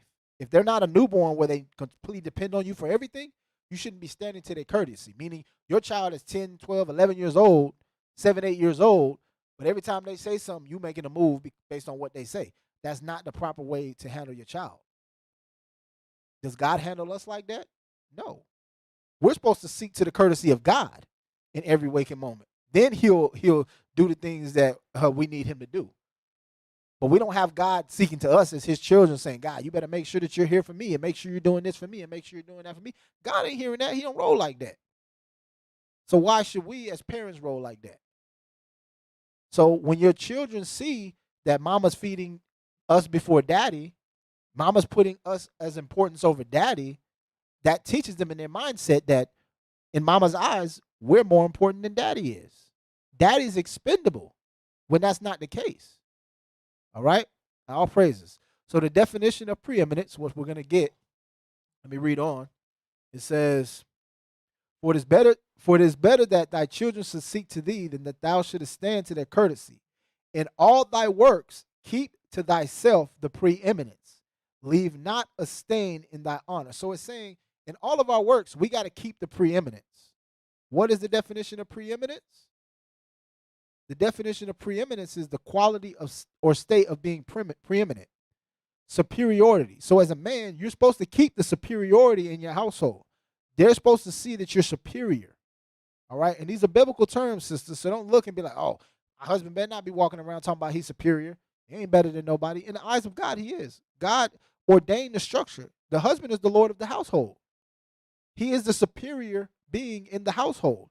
Scripturally, God is dealing with him more because the flock of God's pasture are the men. So you should think about it like that. Physically, he's stronger. Well, there's some sisters on here like, oh, I'm bigger than my husband. Better not get out of line. Well, sister, we know why you chose your husband, because you want to push him around. But it's supposed to be physically stronger, all right? Spiritually stronger.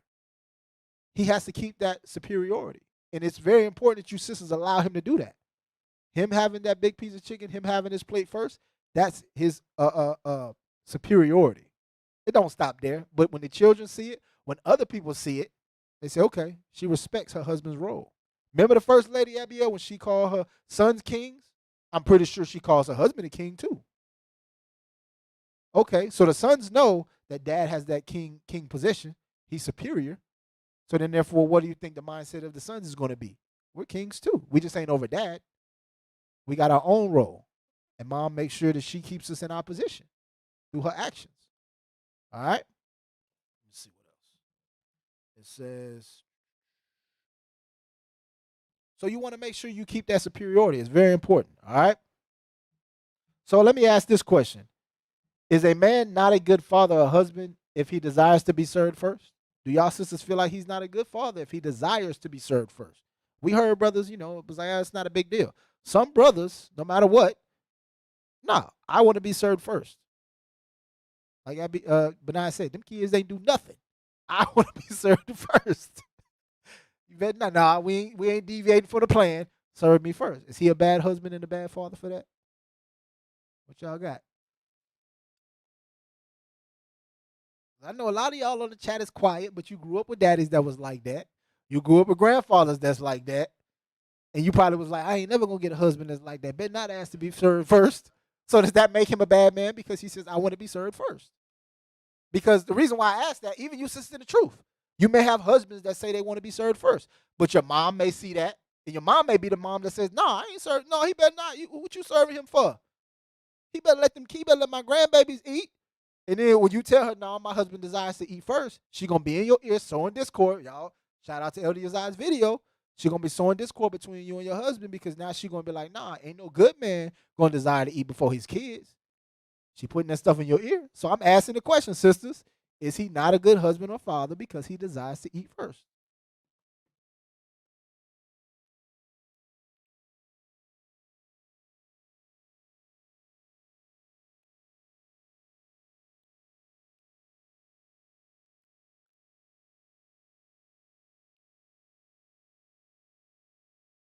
Any takers? Is he a bad husband or father because he desires to eat first?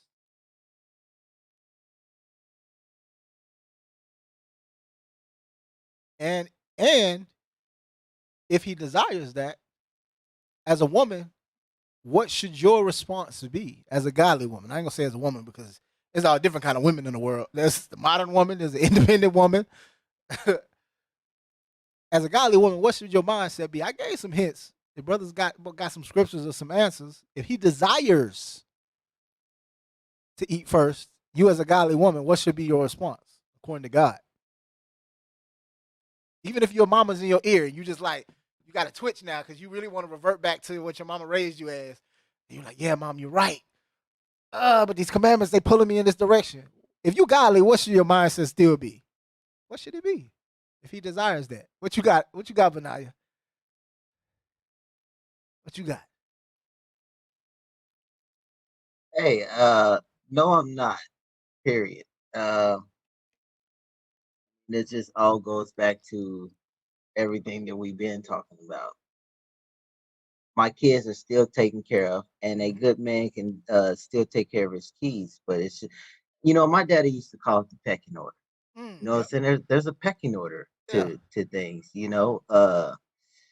and you just gotta learn your spot in the pecking order. That's just what it is. Exactly. So if her husband desires that, she should follow that desire because what? Genesis 3:16 says that thy woman's desire shall be towards the husband. You sisters got to get in the mindset that what your husband desires that's according to the law, you have to desire that thing as well. You don't have your own desires. So you got to fight against that twitch when your mama's telling you, nah, don't serve your husband, even though that's what he desires. If he desires that as your Lord, your head, the manager of your household, that's what you got to do. That's what you got to do. And remember earlier in the video when that one sister was talking, and I mentioned that she kept saying, my household, the way I was raised. I really wish her husband was around. We could ask him, is that how you was raised? What do you desire? What did your pop show you? Because she talking about how she was raised. She already had in her mindset that she wasn't changing that. Some men desire this. No, this is the way it is. I have certain things that my father showed me that I just desire to be like that when I get my wife.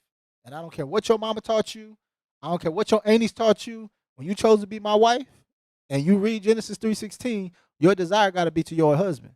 So you got to fight against that. And we're going to talk about that tomorrow in the class about the love of God is conditional. So y'all make sure y'all tune into that one because that one's going to be a banger. We're going to talk about the conditions of God's love in correlation to our relationships with our children, with our wives, with brothers and sisters around us, and how it does have conditions. But I'm going to ask the question, does it set the bad example? And we're going to close out soon. Does it set a bad example when a wife does serve her husband first? Does it set a bad example? Because in the video, I don't know if we got to that part, but in the video, it was talking about how, I think it was a caller, and she was just like, I don't believe that there should be those sorts of structure or standards, because then it teaches a girl that she's below a boy, or it teaches a boy that he's above a girl, and all that. Play the video. I don't know if we got to it. I don't think we got to it. Let's play the video again, just so y'all can hear it. This time, give us a call 916-921-5332. Not in that dress, huh, Lady Charmaine? Exactly. 97.5. We are actually streaming live, everyone. You can go to my Facebook page, to Charmaine Bassett. You can check out this dress, Miss Char. Miss Char is in here. Hi, 97.5. Hi, how are you? Good, how are you? I'm doing well. So I just wanted to make a quick comment about you make your spouse's plate first or your children's plate, or, Yes. I heard you guys make the comment that some people believe that, women are servers and we should serve them first and all that good stuff. Mm-hmm. And my mom told me one thing before I got married. She said, don't start doing something you don't want to keep doing. Mm-hmm. And so if it's something that you know is going to become an expectation, like, if you start making the plate, then that's the expectation of a relationship, and it becomes a gender role thing, I just don't agree with that. I agree with, equal gender roles. If I'm cooking and I've been on my seat, if my spouse makes a plate for me, that's wonderful. If I make his plate, that's great. I don't think there should be any hierarchy in a sense that men are more important. I agree. Because at the end of the day, who live in a patriarchal society anyway, where women are always considered servers and we're always considered the doers and the ones who do all the grunt work, you know. Mm-hmm. And I just don't really believe in having that type of gender bias in a relationship. I think it creates a lot of different viewpoints that children can see, and a boy may think that he's more important than a girl, or a girl may think that that's what she's supposed to grow up doing, and then when it becomes her relationship, it's something that maybe it might not be what she wants to do, but it's because what her parents showed her, that she thinks like that's what she has to do. I agree. So I definitely think that as long as it works for your relationship, hey, do what works for you. I would not make it a big deal if there's not a big deal already. And if there's something that becomes an expectation and then there's disappointments, then it definitely should be something that should not be a part of your relationship at all. What's your name? Where are you calling from? Pause. So she said a lot. And she said her mother told her, when it comes to doing certain things in your relationship, if it's something that you're doing that's going to become an expectation, you better decide if you're going to want to do it or not, basically. So if you start out, serving your husband's plate and that's an expectation, you better make sure you're willing to continue doing that, which I agree with. When you're proving somebody and there are certain conditions or stipulations, you need to talk about those things ahead of time. Find out where the woman's mindset is when it comes to that, and find out where the man's mindset is when it comes to that. Because brothers, when you take on a wife, hey, sisters can put on that representative till they get you. But again, they got mamas that's in their ear, they got friends that's in their ear, and they'll do things for a certain amount of time. And when you that brother that's like, you know what, let them kids eat first. You do that 1, 2, 3, 4 many times, and then she's like, yep, see, that's exactly what I wanted him to do. And then she's like, that thing about, me serving you first, I really didn't like doing that. I wasn't raised like that. So, I ain't really finna do that no more. I don't feel like, it should be no hierarchy. It kind of teaches a bad example because, it teaches that you over the woman and, women's supposed to be below men and, always supposed to be doing is serving. Is that all we are to do in this truth is just serve? What do y'all brothers have to say about that? When it comes to the woman, and when I say serve, because I don't want them to be like, ooh, Deacon Shema, I didn't know you was that kind of brother. When I say serve, don't look at it as a demeaning term, sisters. I'm not talking about Harriet Tubman, you got a shackle on you and your husband beating you with a whip. That's not what I'm talking about. What I'm talking about is you honoring your husband, doing certain duties as his, I ain't gonna say the word, I'm gonna let one of y'all say it, that God ordained you to be, and you're serving in that capacity. Are women supposed to be serving their husbands? Yes or no? What you got, Benaiah? What you got, Abiel? Yeah, before Bernard comes on, I just wanted to speak on the hierarchy. I think it's real funny how women don't understand there's a hierarchy in the family. The man is the head of the household, but when it comes to her job, she understands that there needs to be a boss. There is a CEO of that company that runs that company. So, yeah, I just had to Hey, these the same women that's going out and voted. They voted for Biden. They voted for Barack Obama. They did. And there wasn't no problem when, Barack is over Michelle. You know what I'm saying? Ain't no problem when that happens. It ain't no problem now that they got Kamala Harris as the vice president in that sense of order. So there ain't no problem with that. They like that. But they don't want to see their black man in no position of power. They don't want to see that. But I want to read a comment, and I'm going to let you in, Benaiah. Sister Atara said again, I've always served my husband first, even before I knew anything about the Bible. I always served him first. All praises, sister. All praises. That's the right kind of spirit to have. What you got, Benaiah? Yeah, I would say I think it's important for the woman to serve her husband first. And the reason being is because, your husband, if you have a good husband and you're being a good wife, you guys are gonna be together. You know what I'm saying? Lord's will for the remainder of you guys' life, right? Your kids are gonna grow up because that's what you're doing. You're making sure they get to adulthood so that they can then go out and get them a husband or a wife. They're gonna leave the family, and once all of your kids are gone, it's just you and your husband in this house. Now, through over the years, have you been doing what you were supposed to be doing by treating him correctly and putting him first? Those are things you got to ask yourself, because when everything is all said and done, it's just going to be you and your husband that's going to be here looking at each other to the end. Hey, I'm glad that's a great point because sisters forget that. I'm not gonna put it on the sister. Some brothers forget that too. Your kids, their job is to grow up and get married and leave the nest as well. They're not gonna be with you forever. But that wife you got, that husband you got, that's all you got. Y'all there forget forever. Forever. Yes, y'all gotta look at each other forever. He's gonna remember all them times you didn't feed him first and you fed them kids first. But now the same kid that you was feeding first, made sure that they ate first. They saw Deacon Shema class, and they said, you know what? I'm gonna make sure my husband eat first. So now they at home living good with they husband, right? You miserable with yours because he's like, I can't believe it. I spent all these years with you and you put them kids before me, and now them kids and got their own relationships and they doing everything the opposite of the way you did it, and they got a great marriage. I want to hip you sisters to something else. A lot of times we look at the kings in the Bible, right? King David, King Solomon, right? We call our, you say your husbands are kings, right? You want to be kings. We're going to be kings in the kingdom. I saw another video, Abiel, where it was a panel, and I guess these were professionals. They were all black. They were professionals. It was some men and some women. And the dude asked the question. He say, sister, what can you do for me that I can't buy? So she started naming stuff. He's like, I can get a chef. I can get a chef. I can get a maid. Matter of fact, I can get a nanny. Now, and this is not to diminish the things that the roles that sisters play. It's actually, sister, for you to see the greatness in that role in the condition that your husband is in right now. Because a lot of you sisters, there's a certain attachment that your husband will have to you because of the value you bring to his life now. Meaning, I work, I try to, provide, and my wife takes the time to make sure she cooks me great meals, right? Because I put the food in the house so the family can eat.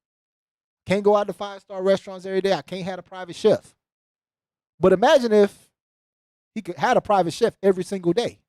Cooked him exactly what he wanted to eat at any time of the day he wanted to eat it. No complaints. The chef going to go do the job. Not going to complain about it. They're going to do the job the way he say do it, or he can fire the chef and get another one. Right? Y'all follow me? Okay.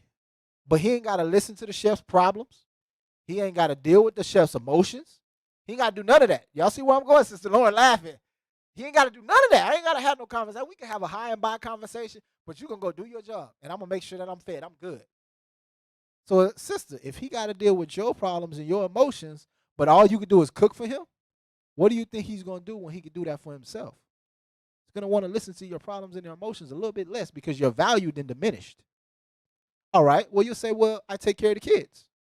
Okay. If you take care of the kids, do you take care of the kids the way he says for you to take care of them? Because right now, he may be in a position where he can't afford the child care. He can't afford to have the nanny running behind his daughter or his son all day long, teaching them, all day long. But if you, sister, complain about doing those things, what do you think your husband's going to do when he gets the ability to do that? Now your value is kind of diminished. So what I'm getting you, sisters, to understand is when God said it was not good for man to be alone, let me create him an aid, a helpmeet like unto himself. And God created Eve for Adam. Adam was already a God on the earth. Adam already had his kingdom established. Adam already had people subordinate unto him.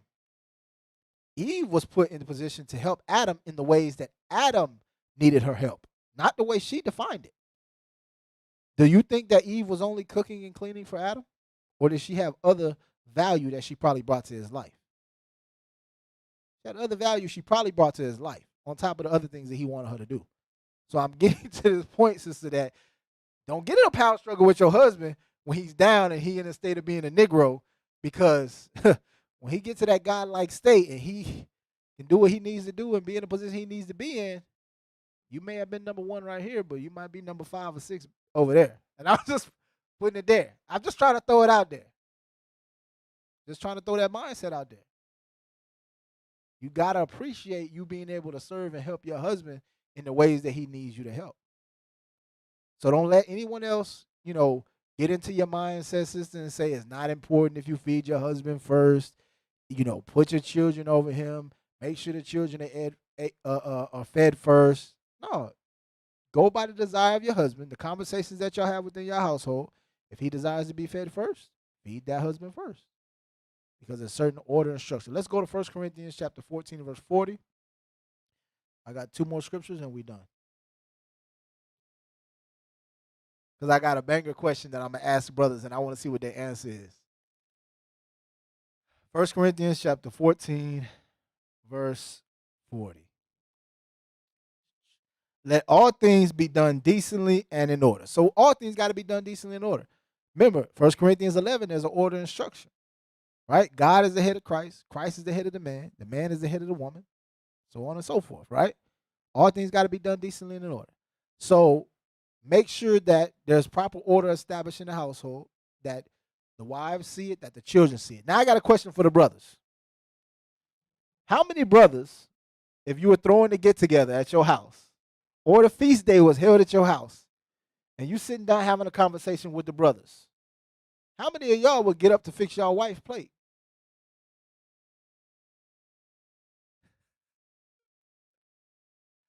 How many would get up to fix their wife's plate? Let's see. What's up? Where the answers at?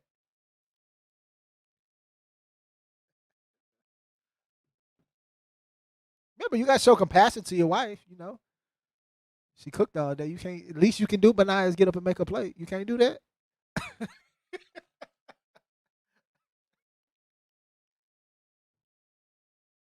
You don't put on the front for us now.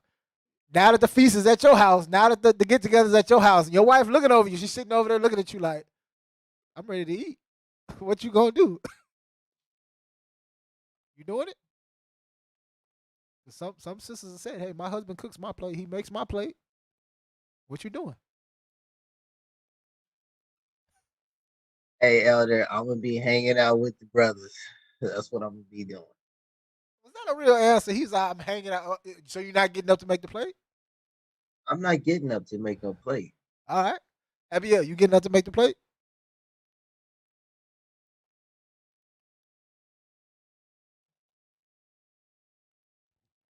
I'm not pandering to the women. I'm gonna preface this by saying I'm not pandering to the women. Depends on what she's doing. If she's doing a lot, kids are running around crazy, and I'm just sitting there shooting the ish with the men. You know what I'm saying? I don't mind doing that, and that goes back to that Ciroc 6, proving a friend. Yeah, you gotta prove that brother is the right one for you. Yeah, same goes for the sisters, man. It's the saying in the world: vet, vet, and vet some more, and then assume you vetted wrong and vet again. You know what I'm saying? So yeah, you want to really be able to prove that friend. Okay, so Benai was like, I'm talking to the brothers. I'm kicking it. Better get in where she fit in. And then Abiel was like, yeah, I get up. You know, I make her plate. You know, maybe she got the kids. You know, maybe she got a lot on her hands. Okay, that's compassion. That's compassion. Ron Coleman on here said, I would. I said, I get up, you know, go make the plate. All right, so now the reason why I prefaced it the way I did is, Abiel, you have a valid point. There may be certain situations where sister's overwhelmed. You know, especially if she's got multiple children, little children of little age. I have a 3-year-old and a 7-month-old. If another sister ain't holding my kids or my older kids ain't holding them, what's my wife gonna do? She only got 2 arms. But I preference the question a certain type of way. I said, if you're hosting it at your house or it's a feast day, more than likely you're entertaining. So there's 2 scenarios, all right? There's a scenario where you're in the midst of entertaining people, you're in the midst of entertaining the brothers, right? You got to be having a conversation, you got to be amongst the people, you got to be serving, you know, making yourself hospitable, right? So let's go to Sirach, chapter 32, verse 1. Now, what I'm about to read, it doesn't negate the fact that there's other circumstances. It doesn't negate that. But I want y'all to think about something, because there are certain situations where other people are watching. And there's certain power moves that sisters will play. Again, I want y'all, I'm in your household is how you run your household. Benai can run his household how he want. Abiel can run his household how he want. I'm gonna run my household how I want. But there's certain power moves that are made. Certain people see certain things, and certain things are done. All right. If you're the type of brother where your wife just got to give you that look, like, hey, where my plate at? She ain't got no handful of kids. A sister right next to her could have held the kids, but she just wants you to get up and make her plate. What does that say about you in the eyes of other brothers? Because I've seen brothers, I'm going to be honest, I've seen brothers be at a location with other brothers, leave from the location. There's food at the location where we at. Takes the food from the location where we at, drives to where his wife is at, and drops the food off. There's food at the location where his wife is at because it's two different places where the men are hanging out and the women are hanging out. But the brother takes the food from the location where the men is at and takes it to his wife. Brothers can see these things and it be perceived a certain type of way. Now, you got compassion, that's one thing, but you're not starving, sister. You're not going hungry over there. There's no reason for me to drive from where I'm at to where you at. I could, hey, you can come over here and get this food, or there's other ways to make things happen. But Sirach chapter 32, verse 1. And the reason why I say that is it's not just about that. It's other things that brothers could see within his spirit and his wife's spirit that things weren't in line. His wife, it seemed like his wife wore the pants. I'm just going to say it like that. Sirach chapter 32, verse 1. If thou be made the master of a feast, lift not thyself up, but be among them as one of the rest. Take diligent care for them, and so sit down. So when you're made the master of the feast, you're supposed to be amongst the people. Once everything is ordered properly and structured properly, as the manager, when you're having a feast at your house, you should make sure that whoever's involved in it already knows what's supposed to be going on. So, because people come to see you, they're not going to want to see you always working. Like, imagine you go to somebody's barbecue. I guess barbecue's a little bit different. People like talking around the grill anyways. But outside of barbecues, you go to somebody's house to eat and they in the kitchen cooking all day. But I came to see you. No, like I didn't came to hang out with you in the kitchen. I came to, we're going to talk, we're going to go over scriptures. I want to, enjoy the food and just relax. I don't want to see you working all day. So if you're made the master of a feast, make yourself available. So if you're making yourself available and your wife look at you and you're like, hey, go make my plate. Nah, you should have ordered that. If you got kids, say, go get your mama a plate. Or go get that baby that your mama's holding so she can get up and make her a plate. But daddy is not finna get up from where I'm at in the midst of the elders and the other brothers and go make my wife a plate. And it's not a sense of no compassion or anything like that. It's just certain circumstances that she shouldn't expect me to do and I'm not going to do it. If anything, sis, you got a free hand. Can you make my wife a plate real quick or take the kid? I'm going to make other provisions. It doesn't mean I love my wife any less. It just means I'm taking care of something right now. And me as a man, there's certain situations where I'm just not going to get up and do that. People would look at Deacon a certain type of way and be like, oh, that's wrong, Deacon. You should got to have made your wife a plate. Certain situations. It's just certain situations. Now, if there's no sister there, she's got a handful of kids. What do y'all think the Deacon going to do? Brothers, excuse me real quick. Let me go help my wife. As simple as that. I'm not going to have that much pride and be like, oh, no, I ain't doing it. Better balance that plate on your head. No, I ain't going to do that. I'm going to get up and go, here you go, babe. And show that level of compassion. But I'm just saying, there's certain situations where you just want to be mindful. Brothers can understand what I'm saying. Just be mindful of the situation you in. Verse 2. And when thou hast done all thy office, take thy place, that thou mayest be merry with them, and receive a crown for thy well ordering of the feast. All right? So when you've done your office or your position at the feast, sit amongst the people so they can enjoy you. They can talk about the feast. You can, they can say how great it was, but don't just be so busy all the time where you're not available to the people. So that's it. That's all I got. I appreciate y'all. Oh, what you got, Benai? Bring it on. I just wanted to clarify something real quick. Hey, if my wife did need some help, I would help her. But it's got to be, you know what I'm saying? It's got to be, she got to be in dire need of it. Like, I got to see, you know what I'm saying? But I'm just, that's all I wanted to say. It's not like I ain't or whatever like that. Absolutely not. So hey, brother, blink once if you need help. She's standing over there on the other side of the camera, ain't she? She walked. Remember, he took his headphones off. He was like, "Oh, I should have said that." Don't worry, it'll be Okay. all right, but nah, it'll be all right. Yeah. It'll be all right. Nah, but it's all fun. I like this debate. I appreciate Sister Lauren for getting on. If you got anything else you want to speak on, sister?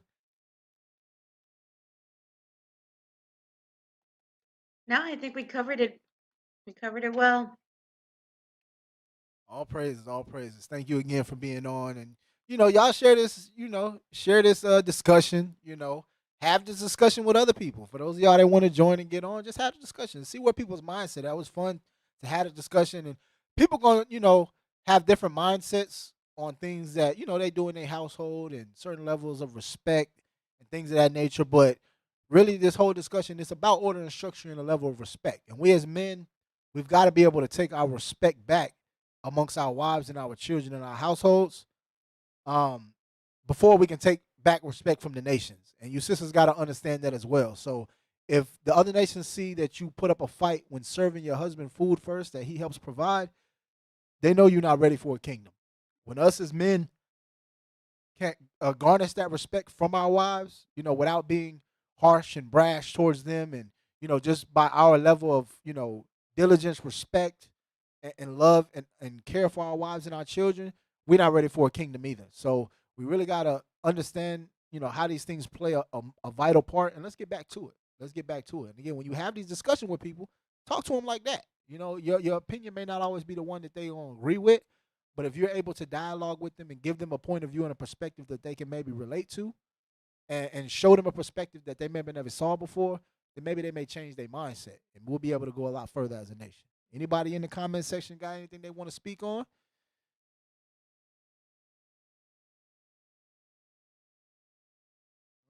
So sis friend said, right. How does the husband get his practice in learning to assert his power if he ain't asserting it in the home first? He don't. He don't. He don't. He don't. And sis friend, see, you should have got on, sis. You should have got on. There's a couple sisters that y'all should have joined the Zoom, but I pray that y'all can, learn from Sister Lauren and see how she, conducted herself. And see, the deacon, I didn't go on. Did I go in on you, sis? The deacon didn't go in on you, did? Nah, see, I just, I appreciated the sister being on. I appreciated her feedback. I didn't, it was smooth. So now you sisters, don't be afraid next time, hop on. But now I didn't go in. Abiel didn't go in. It was a good discussion. So, I appreciate y'all. Tune in for tomorrow's Sabbath class. Like I said, we're going to discuss the love of God is conditional. I got another hot topic for y'all. And it's going to definitely be something for us to examine our spirit so we can take this truth to the next level. All right? Thank y'all for joining. Please share the class, share this discussion. Stay in the righteous spirit, Israel. I love y'all. Shalom. You got anything, Abiel?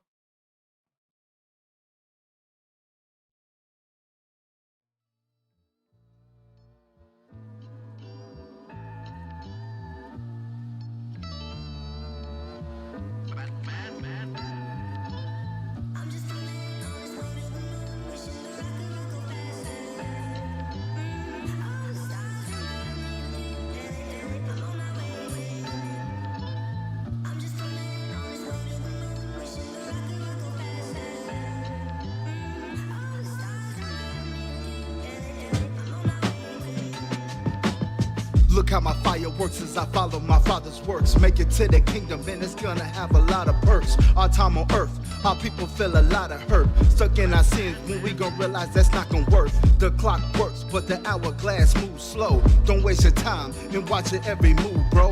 Go plant a seed and pray the Lord to make it grow. Get at that darkness and go and let your light show.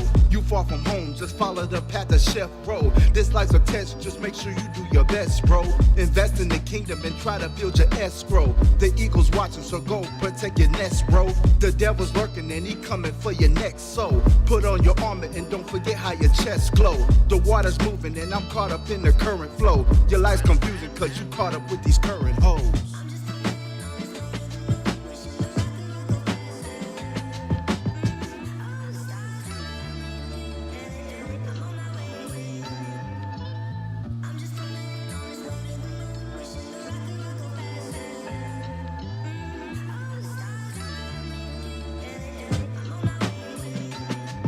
Couldn't hear the first verse, cut the bass, send up the treble. No longer bass, we excelling to a higher level. I hate to bust your bubble, but this level trouble doubles. Remove your pride and just remember to stay humble. Don't cry for spilt milk or how the cookie crumbles. Make sure to mop the floor so you don't slip or stumble. Don't let the stress you under stop your hunger. And you can't skip the line, wait for the Lord to call your number. Be patient cause your tribulations only make you stronger. Get stuck in folly, then we only have to wait here longer. The world is yours if you prepare to go and conquer. God wrote the script and for this act he get an Oscar. I turn the corner, I really hope that I ain't lost you. Think about your stubborn mind and everything it cost you. The Lord's spirit overflowing, make sure your sins washed up. And if we stick to unity, ain't nothing that can stop us.